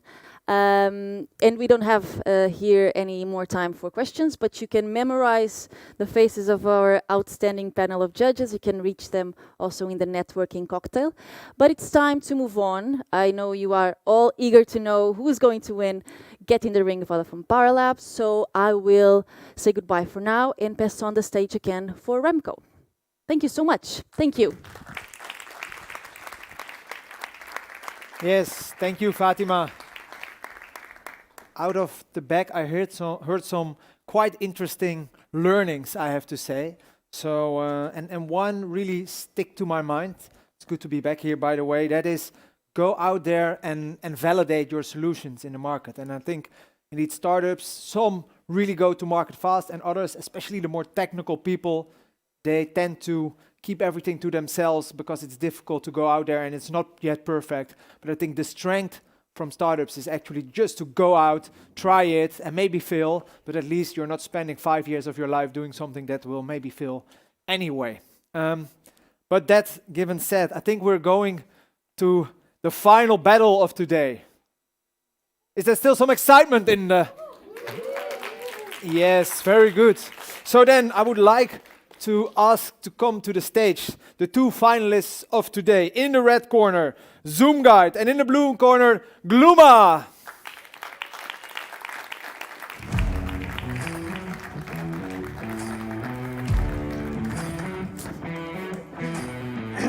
Guys, now I'd like to see some excitement.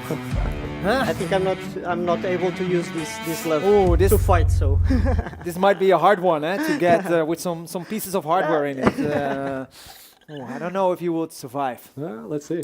The structure of this final is a little bit different, as you both know. So we will have 3 minutes for both of you first to really say something about what makes your solution the best in the market. And I think you have 3 minutes, so that's quite a lot of time. So also think about, okay, that knockout punch, which will like make the jury and make the audience think, wow, this is really the person that I would like to go and invest in or work together with or whatever, yeah? Try to also listen to each other. Very good. Maybe that will help you in the Q&A round. Yeah, that's it. Is there any one of you who has any questions left? No questions. No? And remember, after the 3 minutes, then the juries will both have 7 minutes to ask questions. So please pay good attention. Yes? Sharp as a razor? Good. Then, yeah, we're just going to start. Red corner. So the floor is yours. 3 minutes. Why? Why your company? Thank you so much for giving us the opportunity to be here in this final round and explaining our unique value proposition. Zoomguide's mission is to help people and organizations with stories to tell to solve the lack of information about the cultural heritage, and to accomplish this in the easiest, the fastest, and most accessible way. More concretely, we developed the easiest search method in the market. The technology has an accuracy above 99% and completely eliminates the need for any physical identifiers, such as QR codes or electronic beacons. In addition, it promotes user interaction, having measured an interaction 470% higher compared with QR codes. All content we provide is curated by experts through our content development system. A system that is packed with digital tools that make creating content and managing experiences 100 times faster and cheaper than conventional methods, as well as providing data-driven insights so that you understand better what end users want. We support all content formats to create truly immersive experiences: images, video, audio, 360 media, augmented reality, with multi-language support and adherence to international content accessibility standards, so that all audiences can benefit from ZoomGuide. Speaking of accessibility, we strive to become the most accessible digital solution for exploring a new location. We are achieving this by extending our technology so it can be used by the visually impaired, by holding their phone in front of them to automatically recognize the environment and trigger content in predefined locations. And remember, all of this without ever downloading an app or installing one. ZoomGuide facilitates access to culture, is a sustainable alternative to museum pamphlets and maintenance-hungry audio guides, provides state-of-the-art technologies to partnering organizations capable of generating new sources of revenue, and is highly scalable and commercially viable. Let me now tell you why we think we should win. The product we are developing is addressing a real pain and getting great acceptance from the market. The best evidence of this is that some of our customers even sell our product to people they know in other organizations. And even more important than the multiple awards we received in areas like tourism, 5G, AR, or culture, is the fact that we are developing a business that is financially viable, but is also delivering positive social impact. Not winning this competition will not stop us, but winning it will help us supercharge our growth by allowing some of our team members moving from working part-time to full-time, taking the maximum advantage of the media exposure from this event, and going to throw some punches at the global stage. My name is Afonso. It has been a pleasure pitching ZoomGuide to you, and I'm happy to take any questions you may have. All right, big round of applause.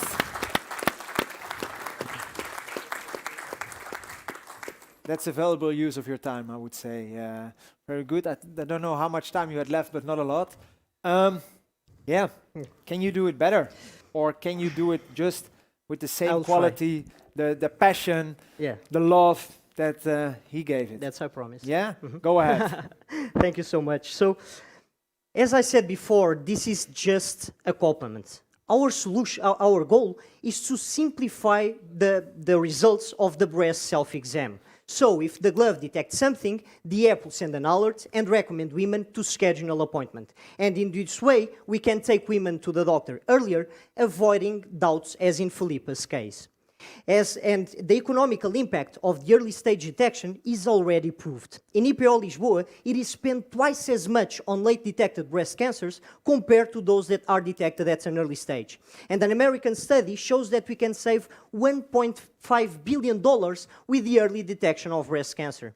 However, and more important than the economical impact, is the psychosocial impact. It's the aggressive treatments and mutilating surgeries that can be avoided, and the lives that we can save when we act at the right time. So, of course, we have competition, but with different technologies which have many limitations. Our glove with piezoelectric sensors, it can detect every abnormality in all types of breasts, and our solution is the one that best simplifies the results. And yes, our technology works. We finished our proof of concept at CUF Descobertas in April, and we tested our device in 40 women, real patients, and our sensors got it right 90% of the time. This without any external variables. So we believe we can increase this number, and we are doing it. We are starting our second part of our study, where we are including 500 patients, and we already have the right partners, 6 hospitals, to reach this number. So we know, I think I have some minutes, so above all these advantages, our solution is much more than this. Solutions like ours, these medical devices, these IoT, connecting people homes to hospitals, the use of big data will change the healthcare system. Involving the patient in their health management by providing and sharing their medical data, we can create decision support tools for medical doctors, and we can contribute to scientific research. By promoting this patient-centered healthcare system focused on disease prevention and monitoring, we can help to create a more sustainable healthcare system. This is our commitment at Gluma. And we want to be a global reference in breast cancer prevention. And we believe that after we launch our product in 2023, with the right partners and with this business model, we can scale it fast. So join us, because at Gluma, we cannot stop breast cancer, but we can help women stop dying from it. Thank you very much. Wow. Yeah. I tried to change a bit, so... 3 minutes is still a long time, yeah. Okay, well, this part will be easy, because you don't have to think from yourself, but we will ask the audience for some questions. And yeah, I'm going to start with the ladies, because ladies first, we always say. Can you use the microphone? And Always we're a micro, just going for one of the guys first, because otherwise it's not evenly spread, the 7 minutes. Okay, I'm going to Francisco. Okay. And my question is, what is your go-to-market strategy for 2023? Yeah. So, as I said before, our strategy is to have the biggest support of medical doctors. And we want to have the support of them and the hospitals. And we are trying to reach some health insurance companies, because this is one of our channels. And we already have 2 letters of interest by some of the biggest health insurance companies here in Portugal. So yes, I think these 2 are the main ways to reach the market: the medical doctors and the health insurance companies. Is that a sufficient answer to your question?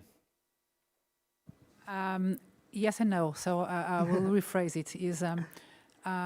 So the product is to be sold in retail, for example, in a self-service mode, or is something that the hospital will lend to the patient? No, so yeah. How the product will be available? We will sell it through e-commerce, so to women, where they can pay 99 euros for the device, or they can subscribe it, like I said before, with all the advantages. Or we have this B2B, where we will reach women through the health insurance companies.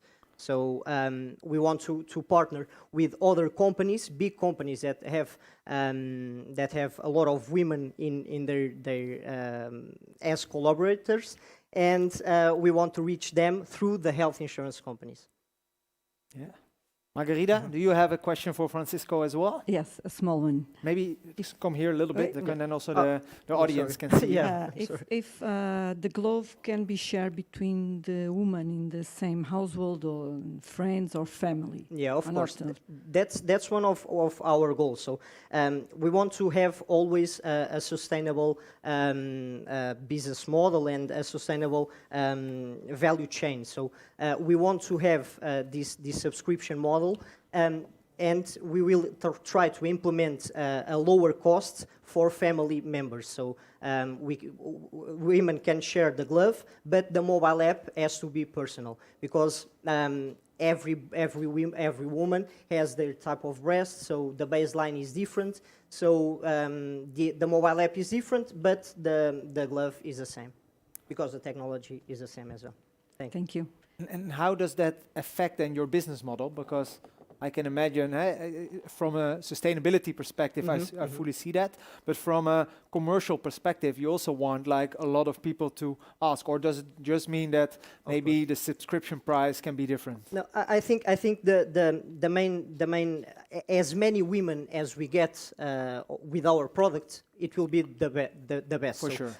More medical data, and we can use this medical data to increase the quality of our device. So we always believe that more women, more quality, so the best for our solution. On the long term, yeah. Yeah, I see on the that. long term. Mm-hmm. Gentlemen, do you have some questions left? Who can I give the floor first?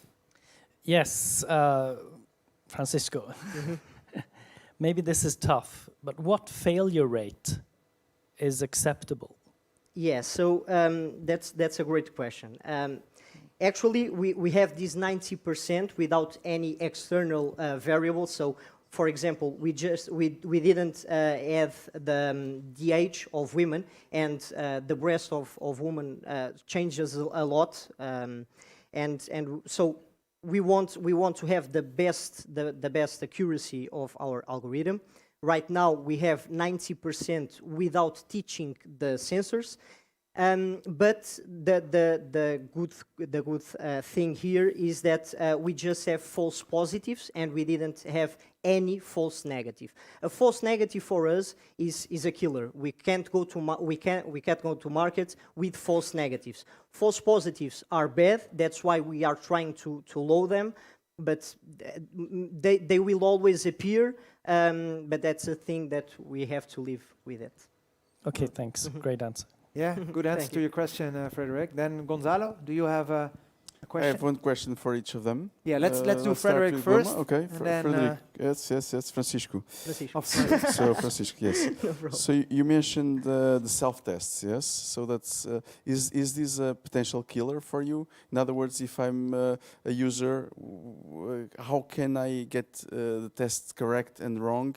Is that a variable that it's critical? Of course. So, how much training will I need to have before I operate the glove properly? Yeah, that's a great question.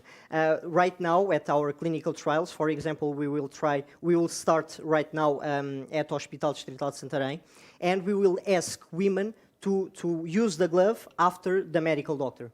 So we want to see the best method to have the best results. And then we will have a simple tutorial on our mobile app that women can follow and can use our glove properly. Okay. Just can I ask another question? Yeah. So you mentioned the circular economy component, the sustainability of the glove. Why did you emphasize it so much? Is it because it's trendy, or is it because it's actually prone to breaking the piezoelectric sensors? No, of course they are sensitive, and right now we are in a second part of our product development to increase the quality of the sensors as well. But this circular economy is to have a more sustainable impact. That's one of our metrics that we want to. You were talking about the metrics, and we want to have that on our minds. So we want to reuse and recycle these components. And our glove is composed by three components. So the cloth, this hardware part and the sensors, and we can switch one of them easily. So we can do this properly. And in terms of duration, how long do you think? How many tests could you perform with one glove? Let's say, what's your anticipation?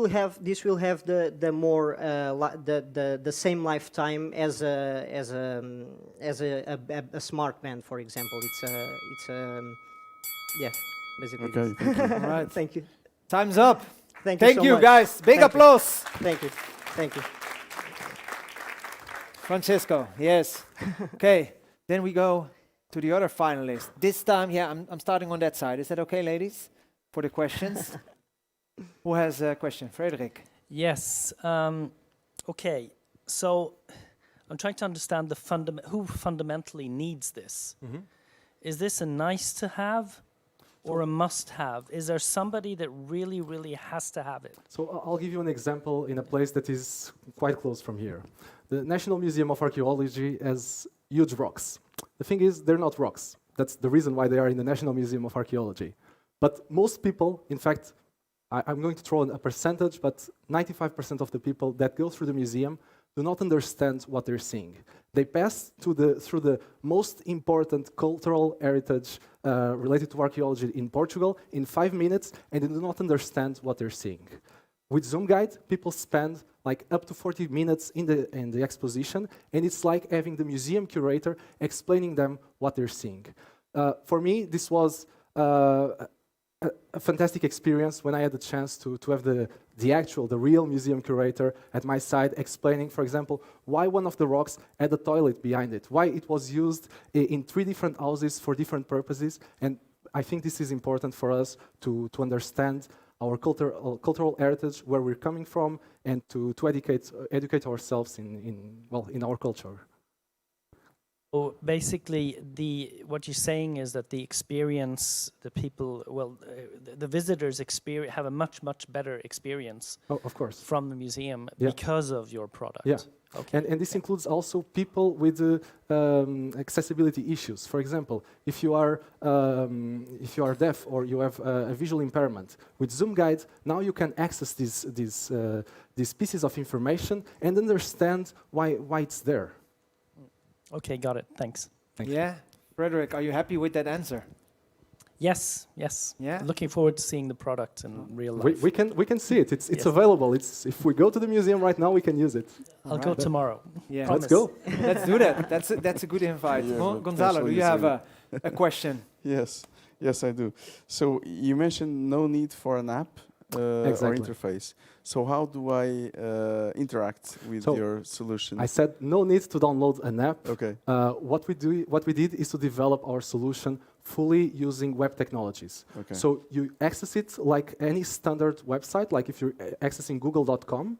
And once you do this, you can use your phone to point at any point of interest, like an object or a space, and receive a story about it. So the idea is that in less than 5 seconds, you can be getting information. So I open up my camera, I point towards... You access Zoom Guide Point app, yes. You click on Start Exploring, and your camera will pop up, and you just point. So I have to open the browser with your site on it, correct? Yeah. Okay, that's the interface. I'm thinking about obstacles, to use yours instead of another one.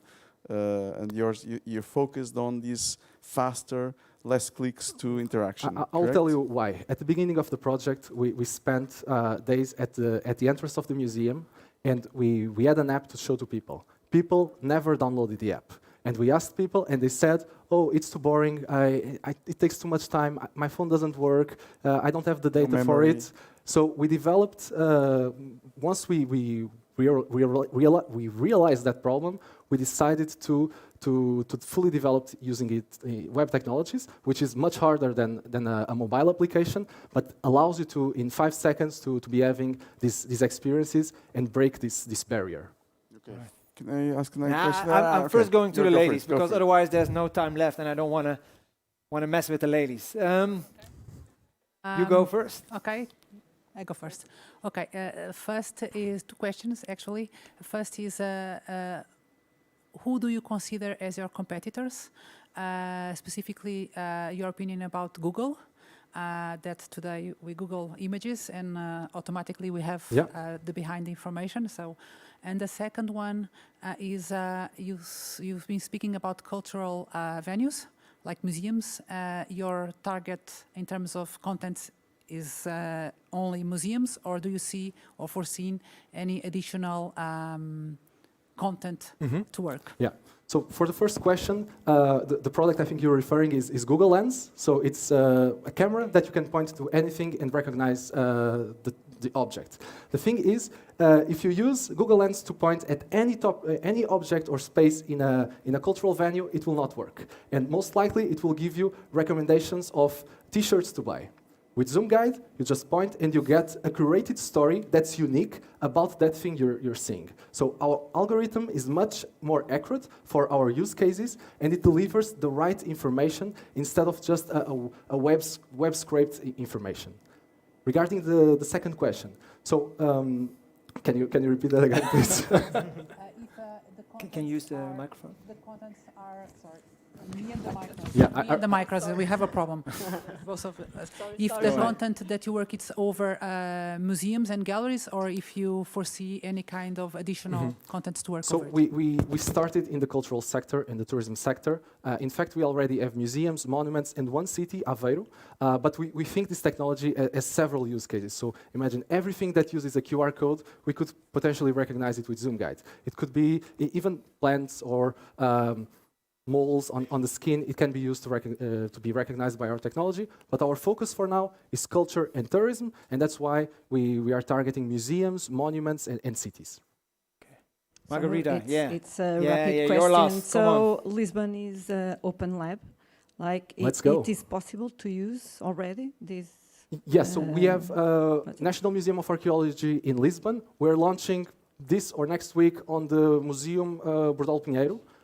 We've actually launched already on Museu Medeiros de Almeida, and we have some outdoor points in the Museum of Lisbon, in the city of Lisbon in general, and also on the National Museum of Contemporary Art. It's available. So it's for museums. We're hoping that we can expand on EGEAC, the organization. So we have a pilot project with them. That's the one we are launching in 1 or 2 weeks, and a commitment from the administration that if all goes well, we're going to expand to the 20+ cultural sites they have in Lisbon. So and otherwise, you're going to help, right? Yes. Yes, for sure. Okay. Very good. Okay. Any last questions from your side, Margarita? No, thank you. No? Okay, we're exactly on time.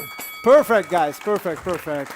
Thank you. Sorry, Gonzalo. So your question will have to wait for the cocktail drink afterward. It's time for the jury to go deliberate, to go to the deliberation room. So that's a nice word, and to decide who will be the winner of tonight.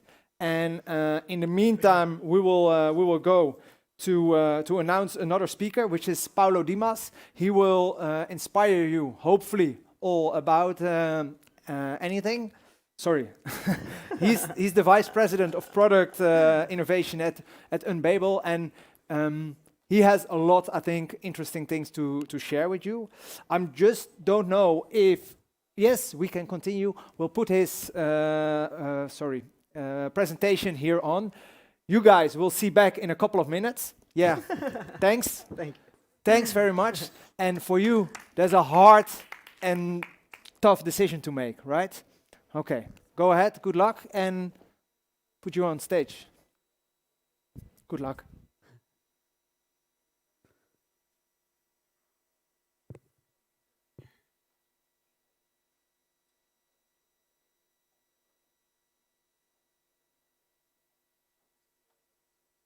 Okay, good. Okay, thank you for inviting me to give this talk. Really excited to be here. I'm going to tell you about product innovation in a hyper-growth era. A funny fact about myself, so I'm kind of a serial entrepreneur, and one of the projects I did was the first website of Vodafone in Portugal in '95. And the first web to SMS gateway at the time, which was like one of the first in the world. So you could go to the website of Vodafone and send an SMS message, which was really magic. Okay, but what am I doing today? I'm leading the Unbabel Labs team. And what do we do there? Okay, we play ping pong. Now, I'm very proud of having bought the ping pong table of Babel, so you are invited to join us. We are in Rua Castilho. I was the first guy to use the VR headset there. We are also doing some kind of crazy research about the brain and about using EEG technology, decoding brain signals, and so on. Some crazy stuff at the team. But today I'm going to tell you about things more like concrete and more kind of real, not so futuristic, okay? I also have a talk about the future, and it's really exciting. But today it's about something that matters to everyone here. It is about the need to innovate or die, okay? And so, no, if we look into statistics, hard facts, I think half of the companies that are currently in the Standard & Poor's rating will be replaced in the next 10 years. So, yeah, so big challenges for any company, any big company, any small company. And so why is this happening? Because the level of disruption in innovation is always speeding up.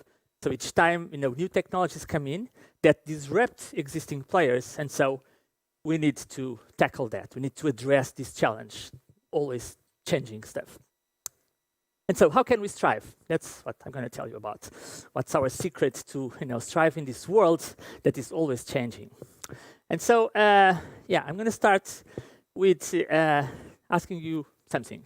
So what do you think is common with population growth, plant growth, and language change? Language change is something very much in the Babel domain. As you know, we are a translation company, and language change is about how a language evolves over time, the number of words that are created.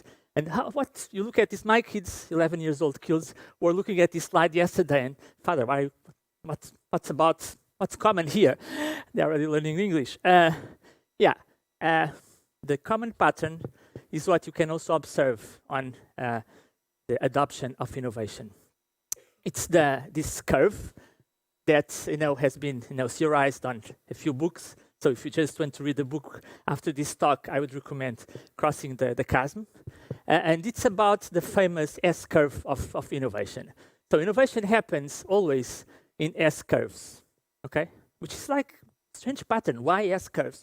And this has very much to do with the fact that innovation is adopted first by innovators, and then the early majority, the late majority, and then in the end, the laggards. And this is the pattern that every innovation has been through. So let me illustrate this with one innovation that we all carry on our pockets, the smartphone. Very easy example to follow. And so this was the curve of iPhone sales when it was launched.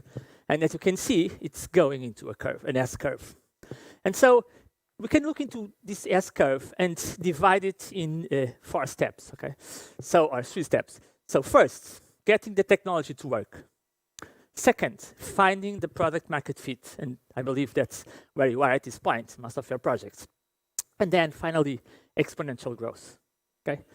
And in the beginning, and this is the very important aspect of innovation, and it's one of the key ideas, 2 key ideas I would like to leave you with, is that you don't have any idea how the technology is going to be used, okay? And I'm going to show you a video, and then you're going to imagine what this technology triggered that we are all using on our pockets, okay? This was the video when multi-touch was introduced to the world, okay? It was already a few years ago. Can you put the audio? Really change the way we interact with machines from this point on. Now, this is a rear projected drafting table. It's about 36 inches wide, and it's equipped with a multi-touch sensor. Now, normal touch sensors that you see, like on a kiosk or interactive whiteboards, can only register kind of one point of contact at a time.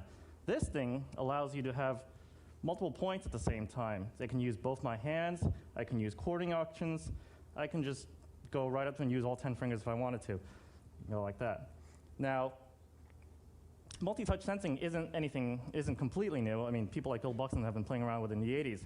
However, the approach I developed here is actually high resolution, low cost, and probably most importantly, very scalable.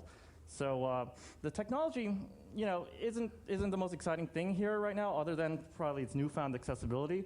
What's really interesting here is kind of what you can do with it, and the kind of interfaces you can build on top of it. So let's see. So, for instance, we have a lava lamp application here. Now you can see, I can use both of my hands to kind of squeeze together and put blobs together. I can inject heat into the system here, or I can pull it apart with 2 of my fingers. It's completely intuitive. There's no instruction manual. The interface just kind of disappears. Okay, a lava lamp. So when this technology was invented, what they foresee as being used as was as a lava lamp, okay? What happened was not a lava lamp application. It was this, that some of us are using it. This is your music. This is your email.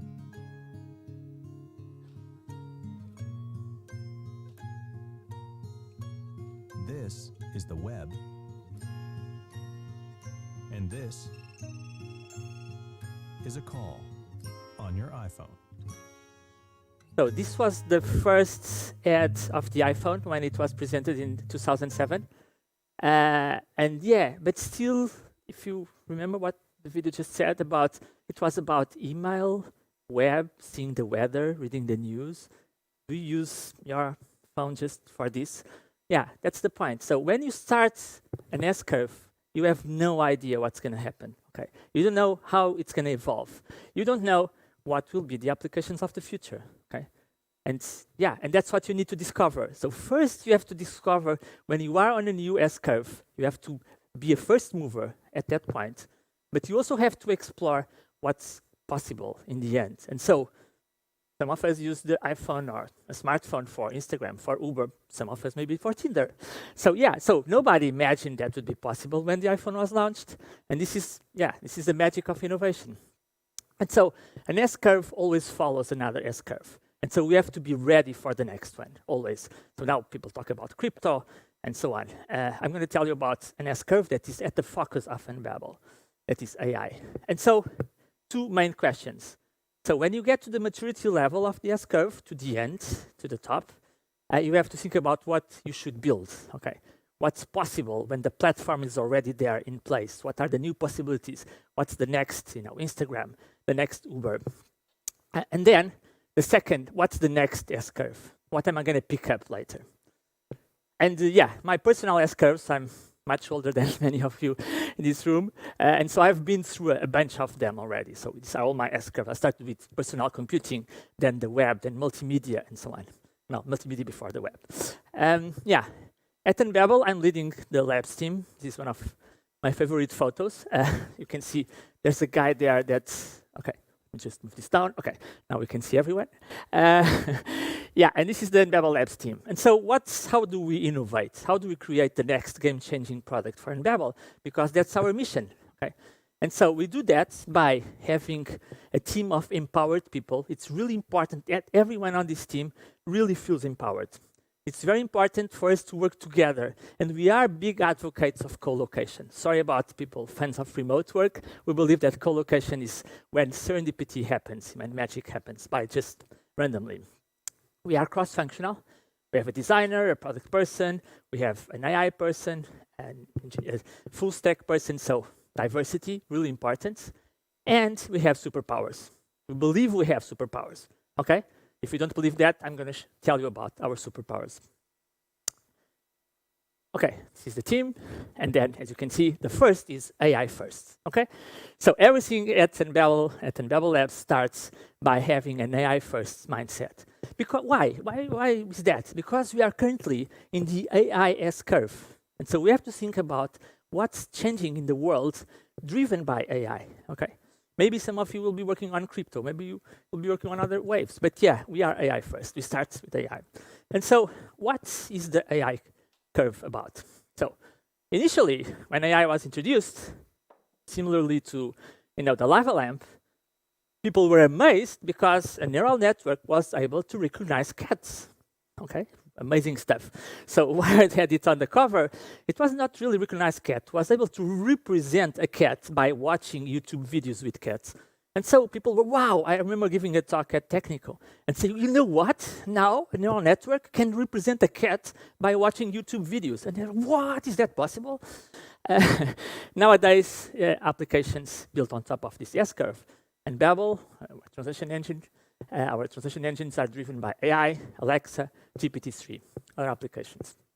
So that's our first superpower. Our second superpower is about jobs to be done. And this is something very important, and that applies to any product on Earth.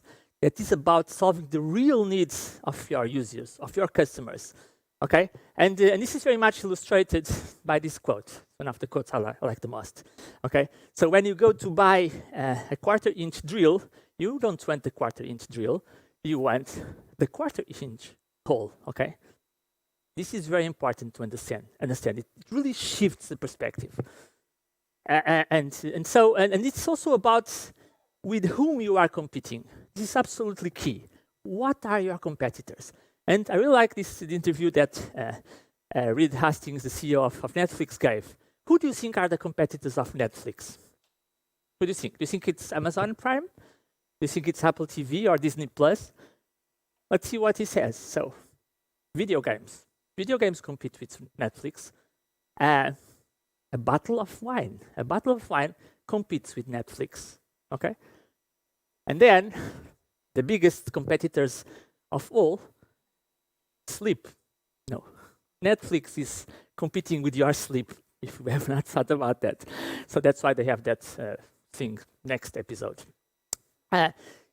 Still, if you ask the users what they want next, and at the time, people were, moving with horses, they would have said faster horses. It's a very famous quote. So innovation doesn't really come from the user, from the customer. We have to understand the customer's problems, but innovation doesn't come from the customer. I'm going to tell you from where it comes primarily. Okay. So third superpower, OKRs. OKRs are about setting objectives that are almost impossible to reach. Okay. This stretches the team to really try to achieve the impossible. Okay. So instead of innovating 10%, we think about innovating 10 times. Okay, always. And Larry Page has this quote that if you think big enough, you'll never completely fail. You'll always move forward, and really challenge yourself to get to the next level. Okay, so we have to have this mindset. On the other hand, and in terms of product, most of the ideas fail. So you have to set up yourself to fail. I'm sure you have heard about this all the time, as I know Gonçalo always talks about this mindset, fail fast. And then the second half of ideas that you have to iterate a lot on them. It's not easy. When you come up with a good idea, you still have to work a lot on that idea. And so the last superpower, it's about what we call the customer discovery programs. And as you can imagine, this is about our customer centricity way of thinking about stuff. And it's also about de-risking your products. This is one of the most valuable product frameworks that I've learned about in the last 5 years. Okay, it was created by one of the guys that is a big advocate. I don't know if he created it. It's Marty Kagan, one of the major product leads in the world. And it's about you have a product, you have an idea. How are you going to de-risk that idea? So you have 4 different risks. One is, will customers use what you are building? Will it be usable by the customers? Is it feasible to build? Is the technology we have today enough to achieve what your idea wants to achieve? And then finally, is it viable? The go-to-market. Is it legally sellable? Can you sell it from a legal perspective? Can you market it? So the goal is to de-risk these 4 dimensions of product. It's really, really important. And how do you do that? You don't do that with a lot of customers. Of course, it depends on the type of product, but essentially we focus on 3 to 5 customers. That's what we do. Okay, we pick up 3 to 5 customers and we do that with them. I'm going to illustrate this with an example for you to see. So the example is going to be about the product we launched 4 years ago, maybe 3 to 4 years ago. That was the Unbabel chat. Okay, it was a new product that my team built. And so, how did we start?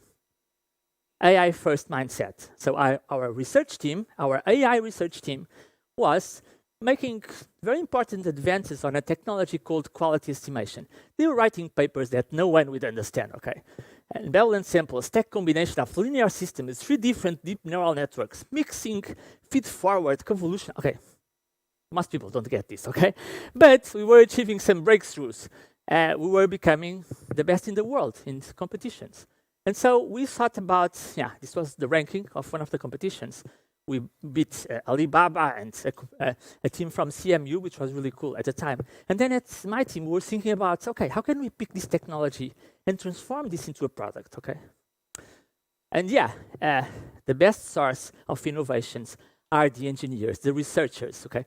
Because they come up with some, sometimes crazy ideas. And then you, if you are from product like me, you look at that and this could lead to a new product, okay? But the idea originally comes from the researcher, from the engineer, which is really interesting. And so this was the first prototype we built. It was failing completely. The idea would be to have multilingual conversations with anyone on the web, okay? And then it became the Babel chat product. This was the first superpower, AI first. The second was about the jobs to be done. This one is quite easy to understand. So customers, to interact with companies, they use email, they use phone calls, but they also use chat, okay? And so we had to jump into that. The third was about stretch OKRs, really stretching yourself to, almost impossible to achieve OKRs.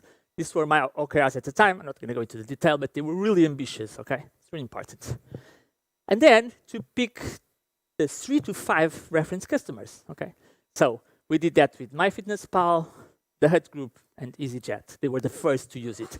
And it was breaking all the time, We were in panic mode. I remember a demo we gave to the Hut Group where the server crashed after 20 translations. And we were so lucky when we went to see the logs that they stopped using at that moment, exactly. And this is fine. This is part of how our product is created. Initially, it's almost everything is broken.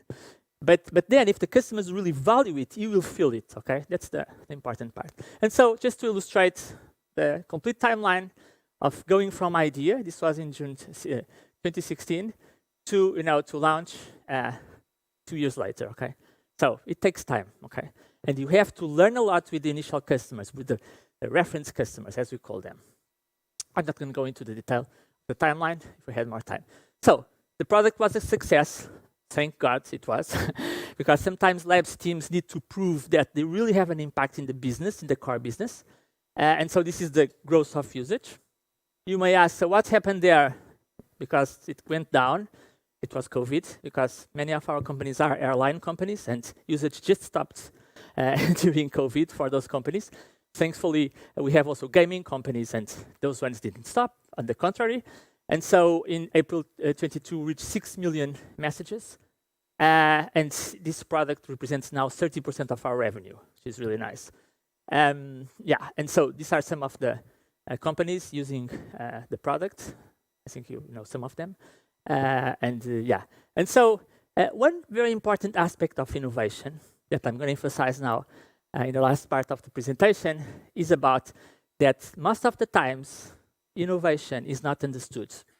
And so when you are really innovating, and you as startup founders, you should be ready for signals of people not understanding what you are doing. Okay?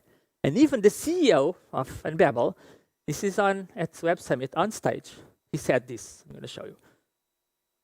And for us, chat was a problem because chat was realistically pretty much real time, right? I mean, no one is going to wait 5 minutes for a response on a chat message.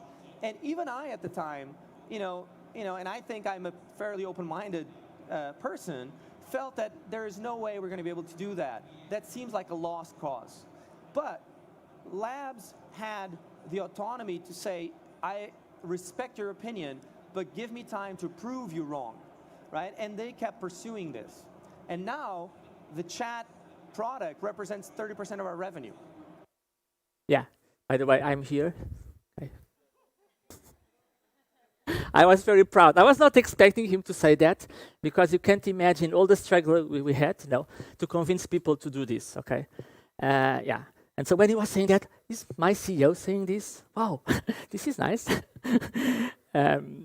Okay, so in the end, in a nutshell, so this is our model of innovation. So we start from idea, prototype, do the customer discovery program, we pick reference customers, we do an MVP, and then one thing that we do, and this is quite unique, is that we create a team, a product team, and then we spin off that team inside Enbabel, from labs to the rest of the company. And this is the way to take the passion of the people building the product to the rest of the company. This really works, and it's quite unique.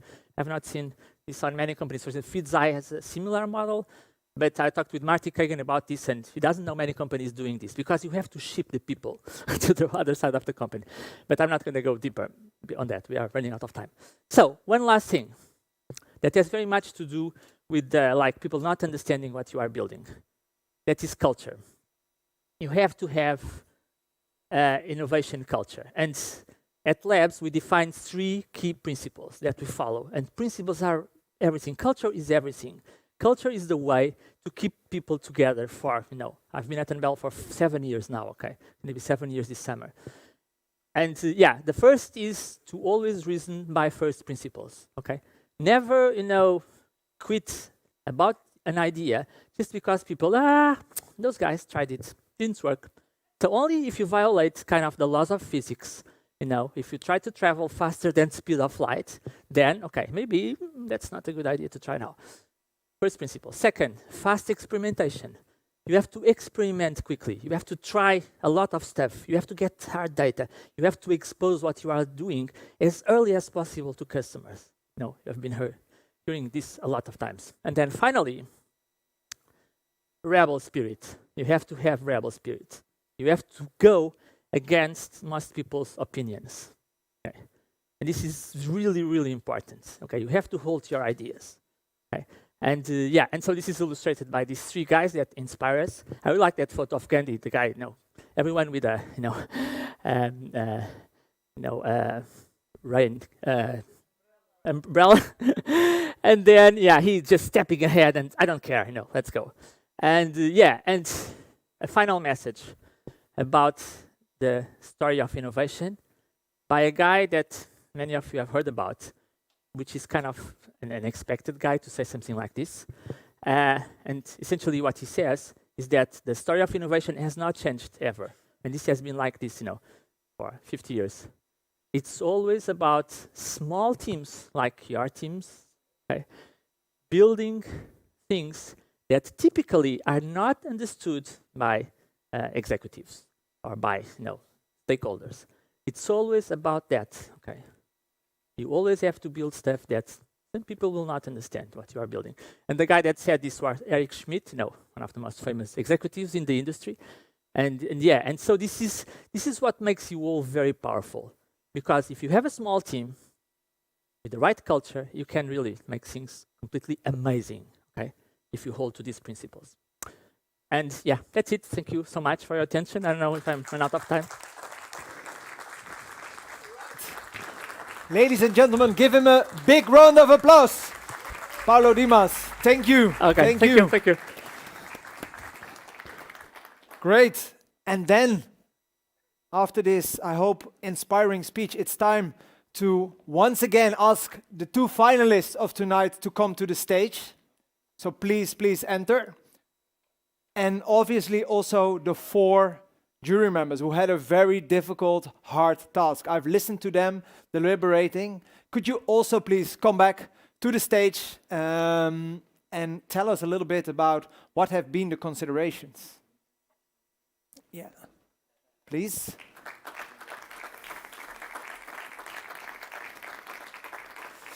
Yes, the startups as well. So, oh, I think they're a bit shy. Come on, guys. This is your moment, because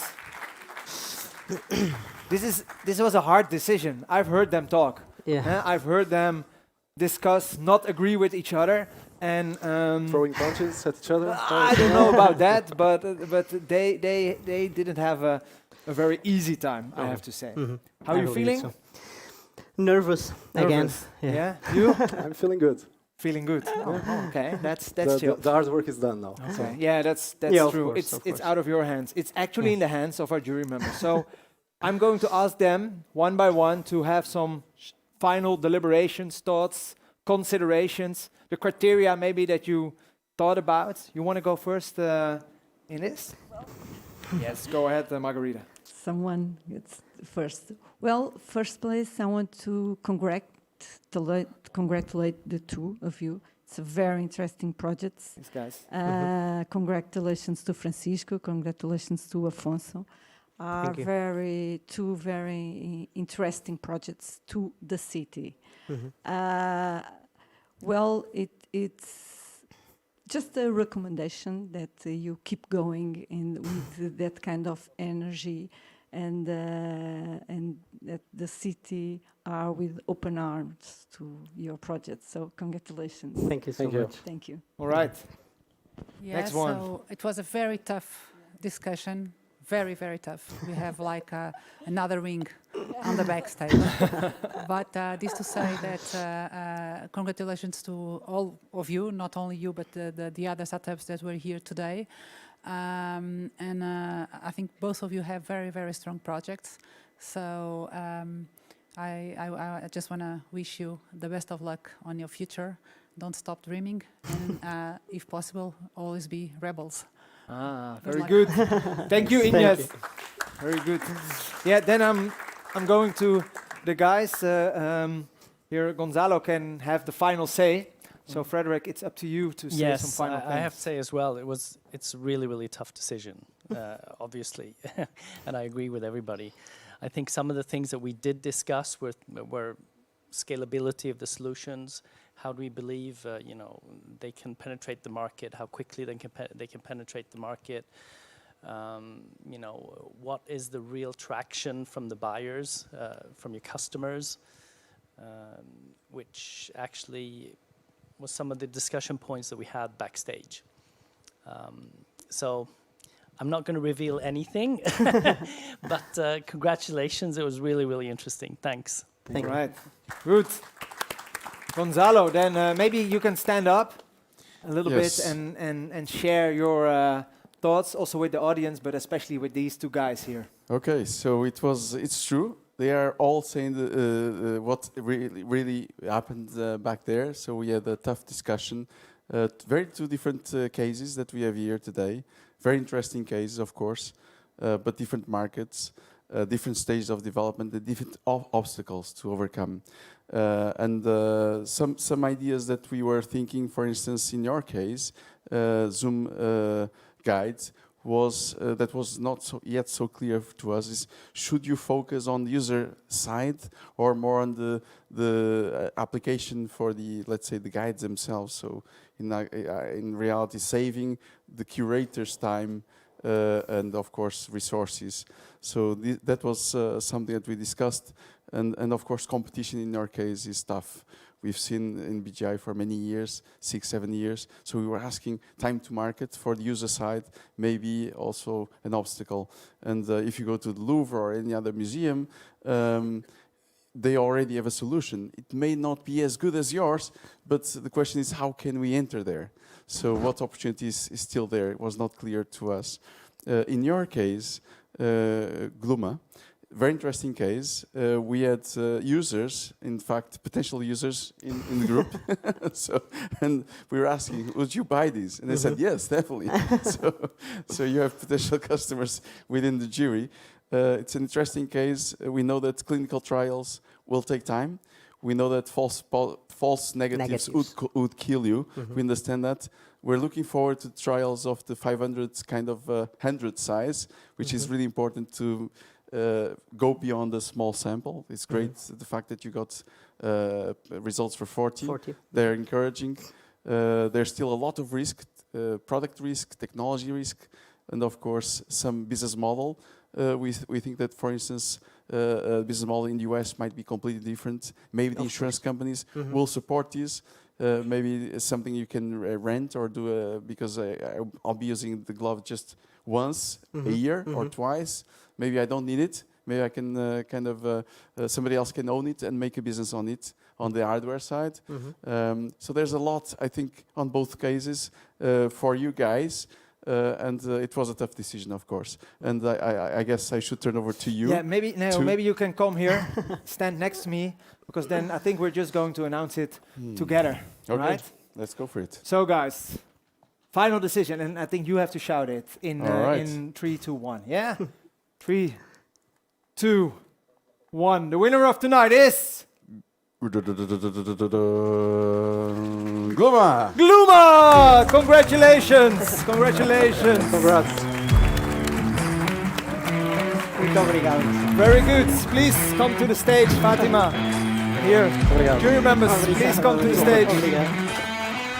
Congratulations, Thank man. you so much. Thank you so much. Okay, audience, I would like to thank again everybody who was here tonight. I want to thank the jury. I want to thank all the finalists, all the startups. I want to thank BGI, EIT Urban Mobility, Vodafone Power Lab, and many more for making it a great day. And please enjoy the drinks. Thank you. Cool. And now I want some more music because this is a bit silent. Very good. Thank you so much. All right. Thank you so much. Thank you, guys. So I think we can go to the place where lunch was served, where drinks are served now. And yeah, it was a great day. Thank you all. Thank you. Thank you. Well done. Congratulations. Obrigado. It's fine. It's allowed again. Thank you.